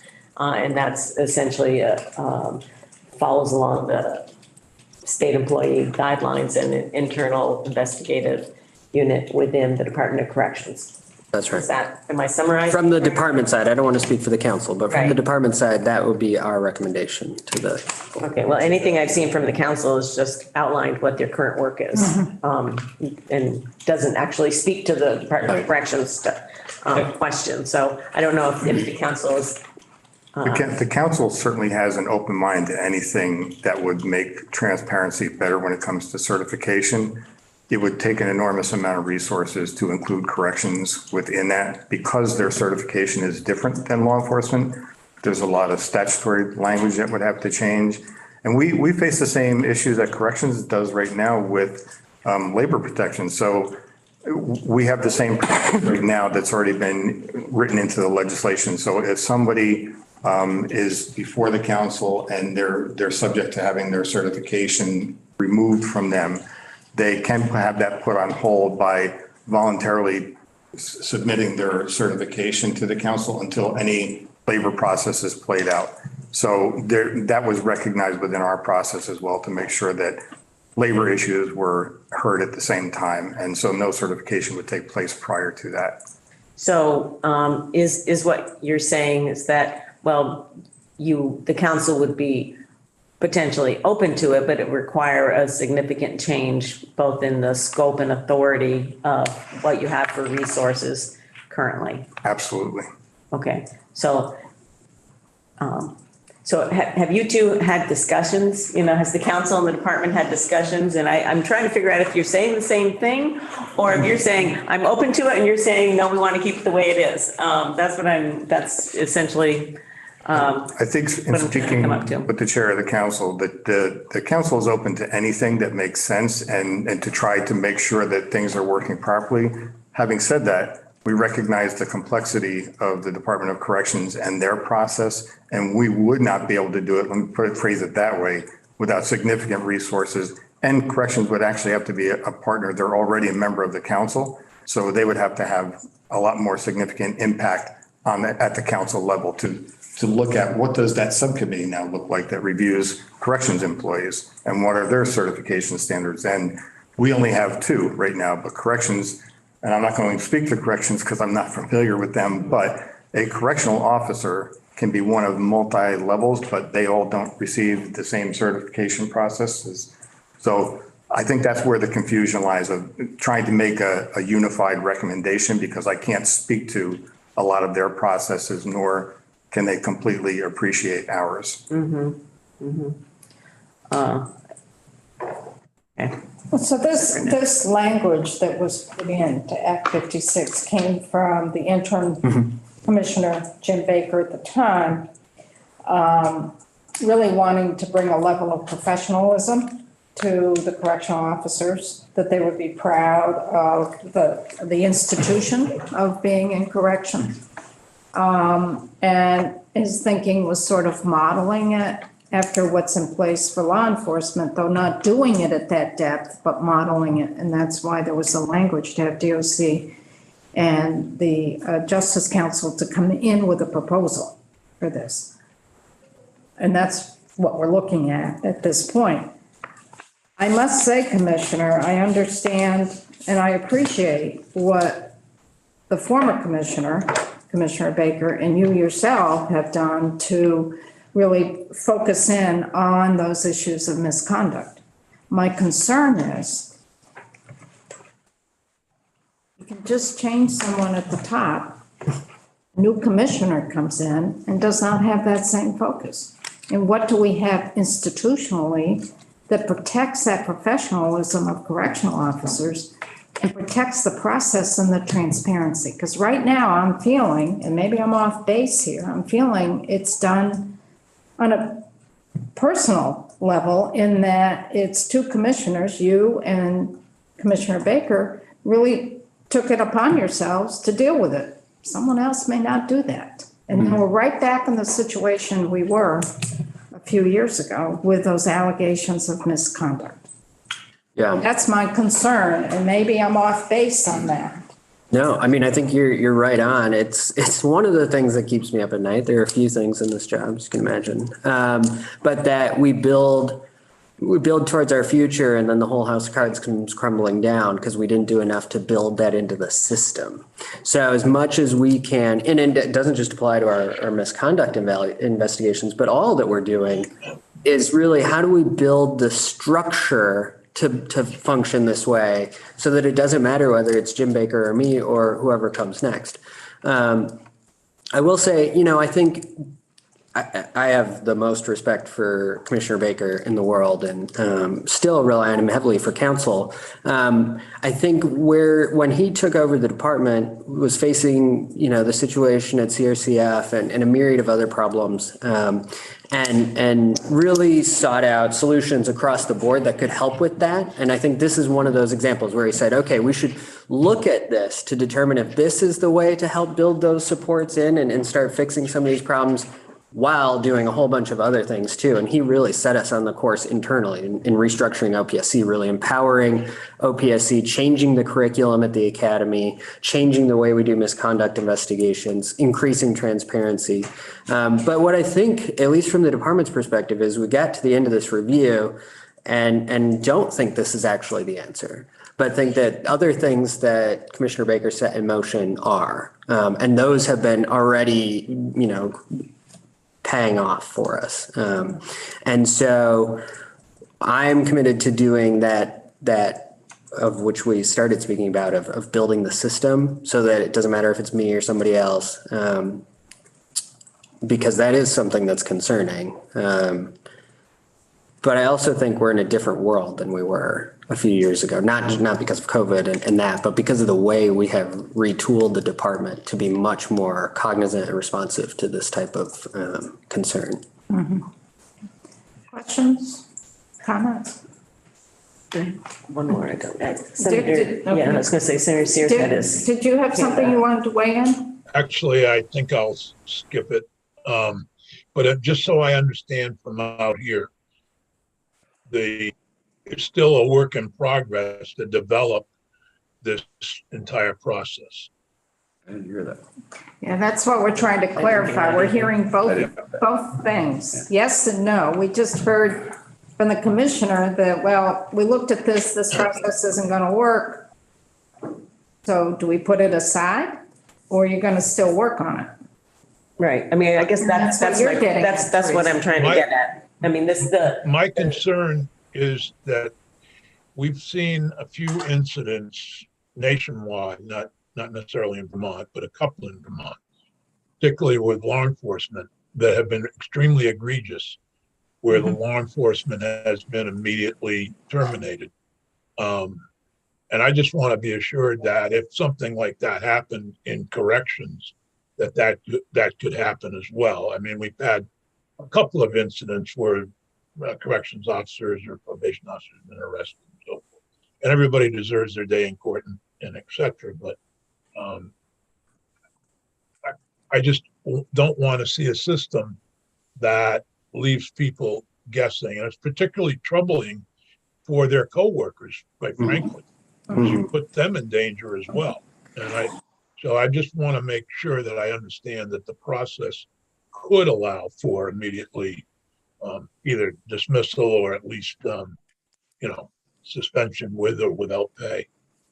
Yeah, so under the current system, which I don't anticipate changing anytime soon, there is no mechanism to immediately terminate somebody. And I think that that's appropriate because to your point, Senator, folks deserve their day in court. Really what we're talking about is they deserve the due process of the investigation and their rights to be protected. And that's written into the state regulations, but also I think bargained right into the contract with the State Employees Association. I don't think that that would change if we're at the council though. I mean, it doesn't, I don't want to speak for the council again, but a law enforcement officer also would be put out on a relief from duty status while the investigation is pending. That same process happens in DOC. So if somebody did something, there was an allegation of misconduct, we do frequently, unfortunately, immediately relieve somebody from duty and they're on a paid administrative leave until the investigation is concluded.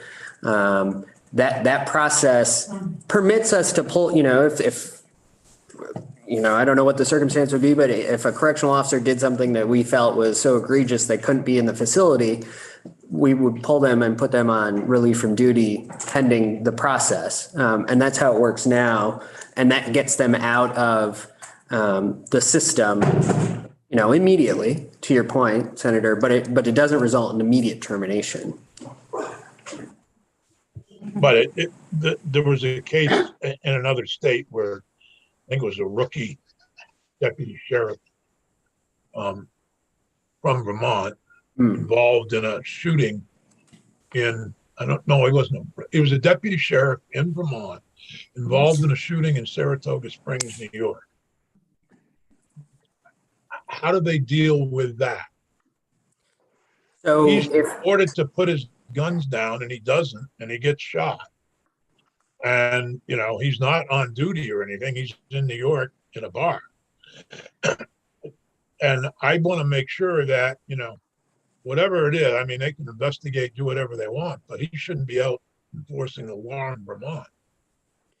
Right. So if it's challenging speaking about hypotheticals, but if it was a corrections Well, it's not hypothetical. It's well, in that case, yes, there's real facts with the sheriff. But if it were a correctional officer involved in something similar, and they were put out on relief from duty, they would not be permitted to conduct their duties during that period of time. I will caveat what I just said to say the only circumstance in which we can almost immediately terminate somebody is if they're under their original probationary period. And so I don't know how long this gentleman had been a deputy sheriff, but if he had been on the job in corrections for a month and did something so egregious that would warrant termination, they may be terminated if they're on original probation. That's helpful. Thank you. Yeah, thank you, Senator. So I guess I'm not making any value judgment about the certification process and the training process. I've seen your TV ads. They're appearing to be successful in recruitment. I think though that, when Act 56 was passed, there was concern about the sort of isolated and internal nature of everything. And, granted, all state employees are they have due process rights. And so, the direction wasn't to look internally and develop a process and, come up with, minimum training standards, complaint investigations, and a process for certification and decertification. It really was to partner and then present a proposal. And so I'm just trying to be true to the original legislative intent, which I think was trying to deal with at the time, I guess I would say lack of trust, to the internal machinations of the Department of Corrections in handling a serious complaint. And I realize times are different and things have changed, and I'm just trying to rectify that with what the legislative intent was here, and sort of how to come to terms with that. That's a fair question. I mean, I think we got to a point where we thought this is not feasible. I mean, it is feasible to create the proposal, not feasible to actually go down this road. And so we need to tell you that. If the legislature wants us to create a proposal that quantifies what that would look like, that is something we can do. but it will describe really a seismic change in the way the state trains, funds, where staff are allocated. And it would be a major change. We could create that proposal if it's helpful for you, but I guess we got to a point where we thought maybe we should tell them this isn't worth it before we put in several months of intense quantification work. I appreciate that. And maybe what we need to do is also, once you stand up the investigative unit, give that a chance to work through and see what may percolate from that. And the other, I just don't want to lose this, because my concern is what I stated before. You can change people at the top and they may not have the same focus. right.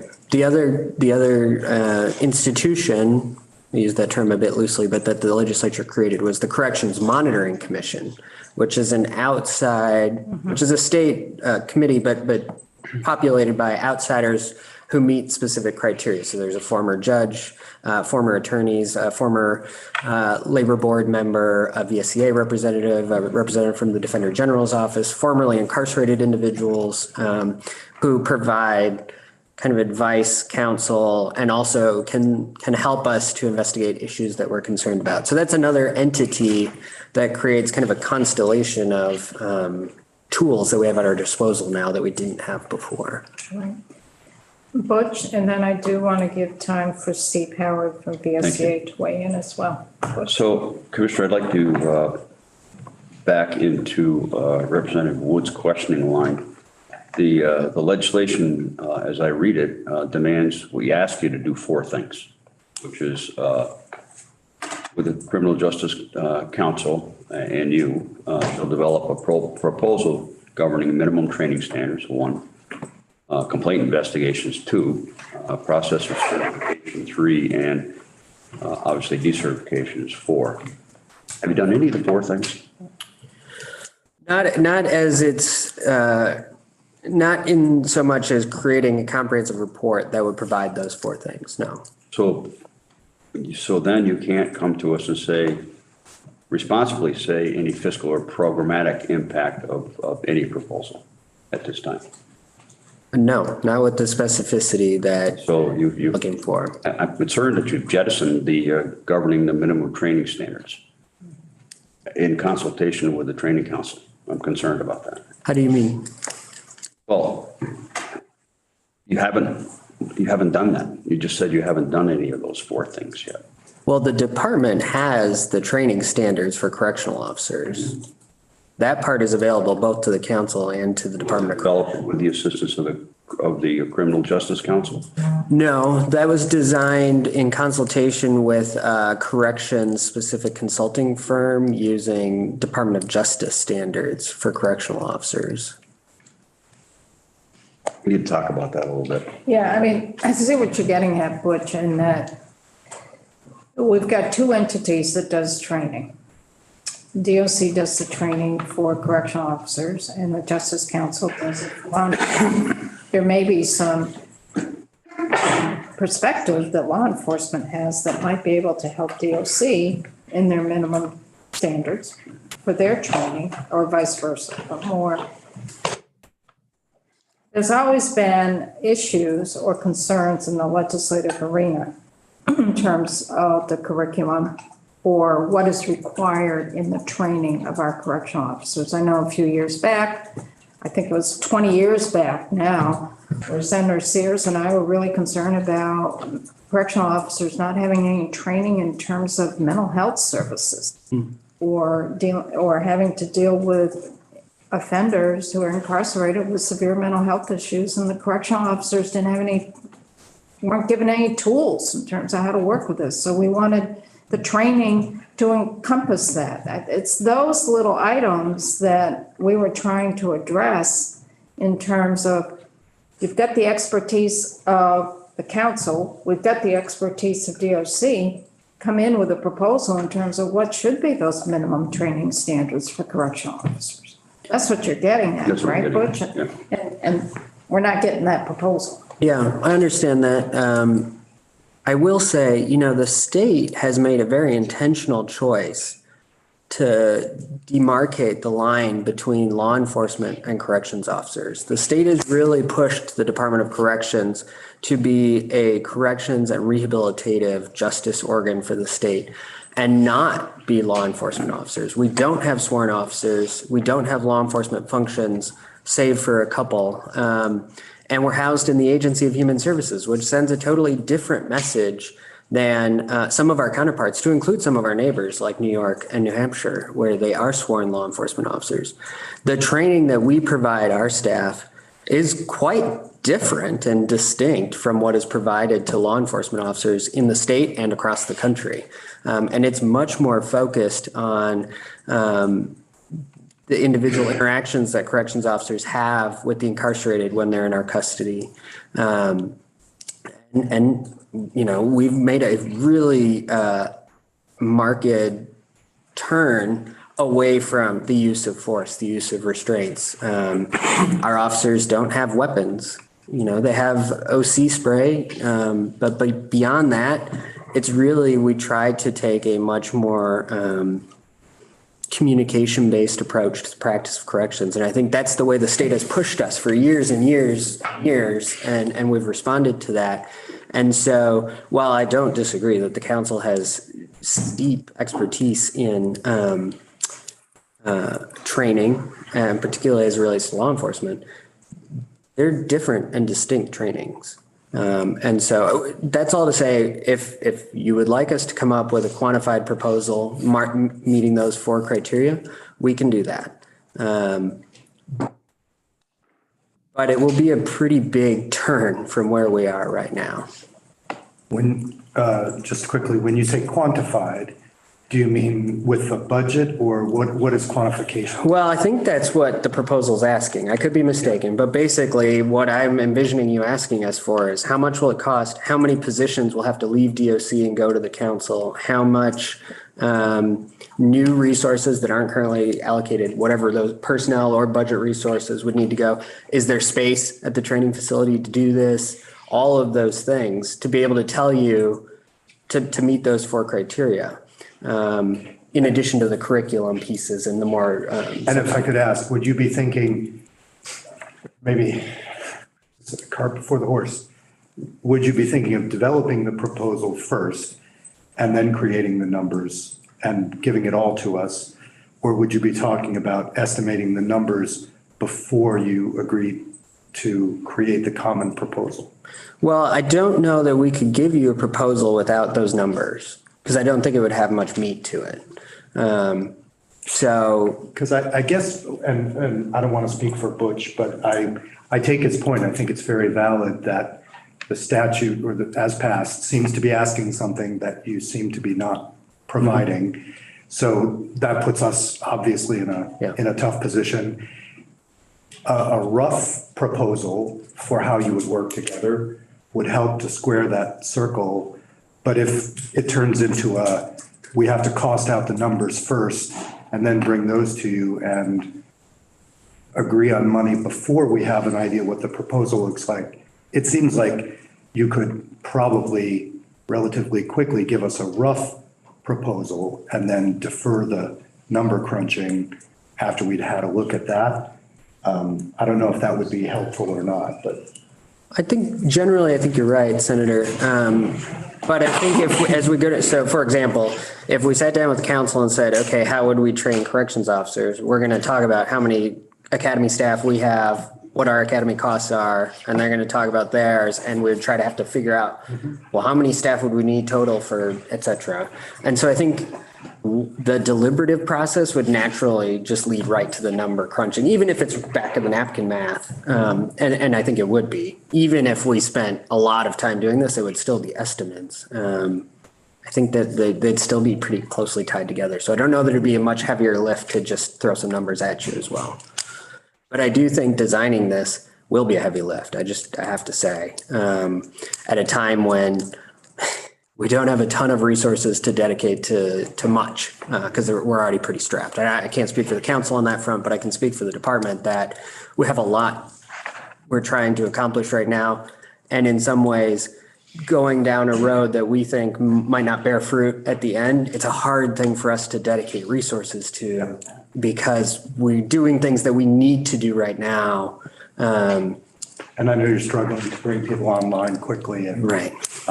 So it's a tough problem. So I really don't want it to seem like we're trying to obfuscate the legislature because we're not. I think in earnest, we wanted to try to answer the question and we did that in a way that we thought could prevent a lot of dedication of resources. But I hear your feedback, particularly from the representative. And so we will do as you ask us to, but we wanted to be very open and clear about that.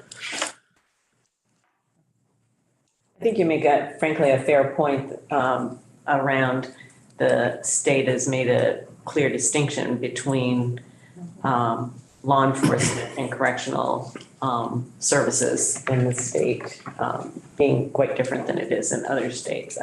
I think that's a fair point. Mm-hmm. That's why they're called correctional officers and not guards. Yeah. That's why there's so I mean, many I think that's a very fair point and you know, sometimes we pass laws that are reactions to events that are happening at the current time as well. I mean, I think that's on us to own that as well. So maybe this afternoon, we may want to just talk about this thing just a little bit as a committee for that. I do want to give time to Steve Howard, VSEA, just to weigh in on this quickly. You folks can stay at the table so that we don't have the disruption of people moving. Steve, welcome. If you could just identify yourself for the record. Sure. Thank you, Madam Chair. Steve Howard. I am the Executive Director of the Vermont State Employees Association. And I appreciate some of the comments that have been made are really important. Senator Sears' point that everybody deserves their day in court is a really important point in this particular case. So I appreciate you giving me the opportunity to have my day in court here. I just want to say a couple of things. First of all, mark the calendar because I'm going to somewhat agree with the commissioner, which may be a rare occurrence. But this does seem like, given the reality in Vermont, the fact that we have one corrections department, one corrections system, we essentially do not have the problem that you have that potentially you have in law enforcement, where somebody who is terminated, having gone through progressive discipline, they're not likely to be shopping around to other facilities in the state because it's one department. So there's not the same problem that certification of law enforcement officers potentially was trying to solve. I'm gonna just of course deviate from agreeing with the commissioner a little bit and maybe say that if we take a step back, I think what Representative Wood just said is exactly the problem here. There was a huge dust up over an article that appeared in the media. But when you pull back the layers of fact, not just reading what is written in an article, you see that the failure at that particular facility was not the correctional officers. In fact, it was a correctional officer who brought the issues that were reported in that article to the attention of management. And it was the failure of management to respond at that facility that really has created the problems we have. And I will remind you that that facility had 6 superintendents in 7 years. So I would suggest that if we want to get to the issues of professionalism that does exist in a widespread manner among correctional officers who are very proud of the work they do, the attention and the focus shouldn't be on certification. It should be on how do we get those 55 people who just came through the academy to stay for 20 years? Because the only way to know how to be a correctional officer, if you listen to correctional officers, is not to go to an academy and receive training, but it's to do the job. And the longer you do the job, the better you get at the job, the more you are able to mentor new correctional officers. So the focus really needs to be on improving pay, improving benefits, and there needs to be an investigation of the management culture of the department.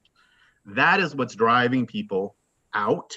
That is what's creating the atmosphere of the lack of transparency in the department. Isn't coming from the correctional officers. It's coming from the management. And that's what the legislature needs to focus its time and energy on. How to improve benefits, how to increase wages, how to keep people there for 20 years, and how to create a management culture where the correctional officers who have been holding the system together for quite some time as the staffing crisis grew, feel that the management is on their side, has their back, understands their job, and is consulting with them. And you saw a lot of that in the UVM study at Southern State. You saw what the issues are that are driving correctional officers out. So the lack of transparency here isn't because of the correctional officers. And I would just suggest, and I mean this respectfully, and I admire former Commissioner Baker as I do the current commissioner. But if you want to know what will make what correctional officers need, don't ask the commissioner. They don't know. Ask the correctional officers, and they'll tell you what they need in order to have a more professional environment to work in. And that is better wages, better pay, and better management. They aren't going to need they don't need certification. One of our concerns about certification, as you've heard me testify in committees that have been dealing with legislation around law enforcement, is that there is a need for personnel records to remain private. There is a need for due process. And that process should not be circumvented. That collective bargaining agreement should not be circumvented by an outside entity. That whole process around the hard-fought and hard-earned rights of our members should be allowed to play out, because what we often find in these cases is that allegations are just that, allegations, and they often are not substantiated.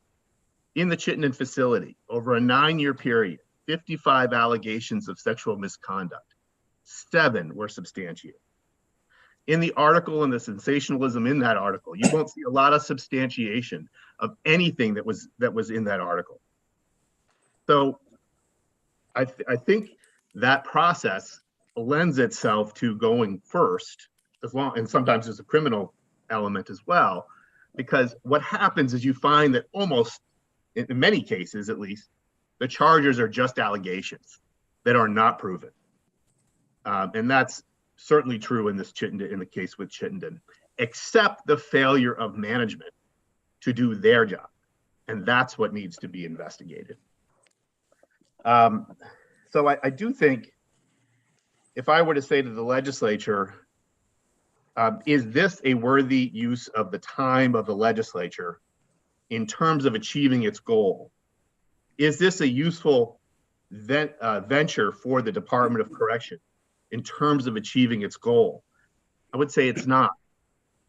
What really would be a better use of your time and that of the department is to focus on increasing pay, benefits, and restructuring and changing the management culture so that those 55 men and women who just came through the academy are there 20 years later. That's the key, the longevity of the already professional staff we have, keeping them in the department and keeping them wanting to work in the department with already pretty substantial training, that has got to be the main focus if you want to achieve the goal that you've stated here today. So I appreciate you giving me the opportunity to testify, and happy to answer any questions, but I do want to note that my members are probably going to hold me accountable for this. I did agree with the commissioner. So for the next 6 months, when I don't, you can remember today. Maybe it's the holiday spirit that's overtaken. Thank you, Steve. So Dick? Yeah, I just want to point out that Steve didn't completely agree with the commission. He's worried about getting called up on that. But in all seriousness, Steve, I appreciate your comments. But what happens to us as legislators is often we get asked to, something is horrible. They read an article, as you pointed out, about something. And the more you investigate that article, what happened there happened.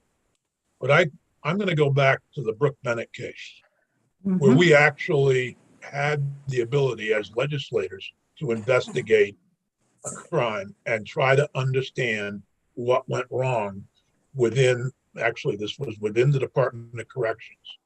And you'll note that we made many changes to state laws regarding sex offenders. But one of the other things we did was we looked at the workload of probation officers on particularly high-level cases, and also the behavior of probation officers, the failure to report incidents. So I'll agree with you on the culture part. But at that time, if you look back on it, one of the opportunities missed with Michael Jakes was his probation officer and the behavior out of state. And that's what we lack as legislators, is the ability to investigate, like, I don't want to be like Washington where, they investigate who knows what, but,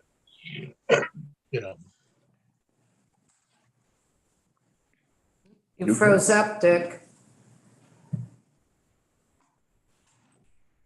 Dick froze.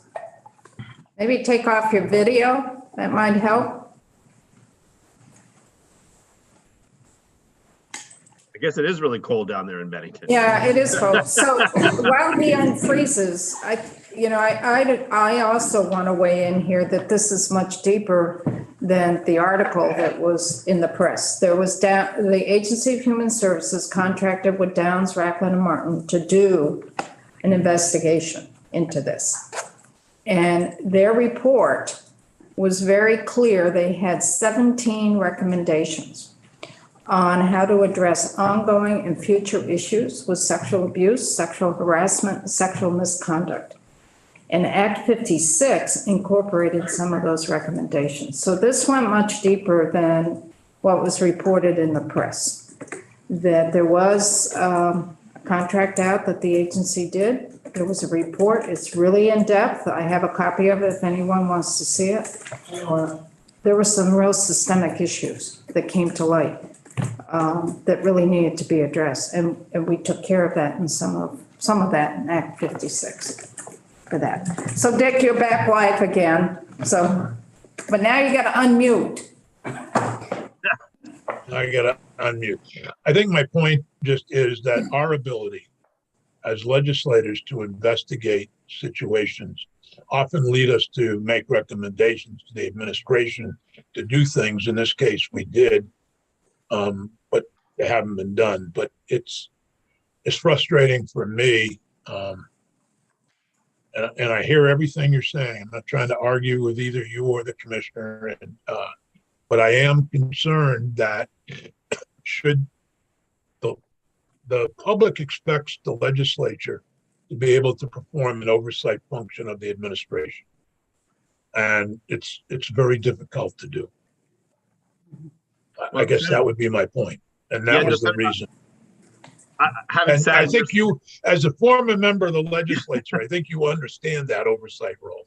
I absolutely do. And I support that oversight role. And there are often times where I'm calling for greater oversight. What I would say here is that the oversight needs to be focused universally, and that what our members would tell you that the legislature needs to spend a great deal of its time and energy on is oversight of the management in central office. That is where they believe there's a problem. In the Downs-Racklin report that the chair mentions, there is a serious lack of attention on the question is how did that facility end up with 6 superintendents in 7 years? Where did the superintendent, assistant superintendent go once the VSEA trained steward brought allegations to them and they ignored them? They're still there. Why does that happen? So the oversight function is very important. Where that oversight chooses to focus is really also important. And what our members would say is that that needs to focus on the management of the department, and that when allegations are made, we have to remember that historically many allegations are not proven. And that you will see in the Downs-Racklin report, there's not a single allegation that is substantiated in that report of any of the misconduct that was suggested in the article that created that report. So that's really what we'd say is, let's focus our attention on where the problem is and what the potential solution is in order to get the outcome that I think we both agree we want to achieve.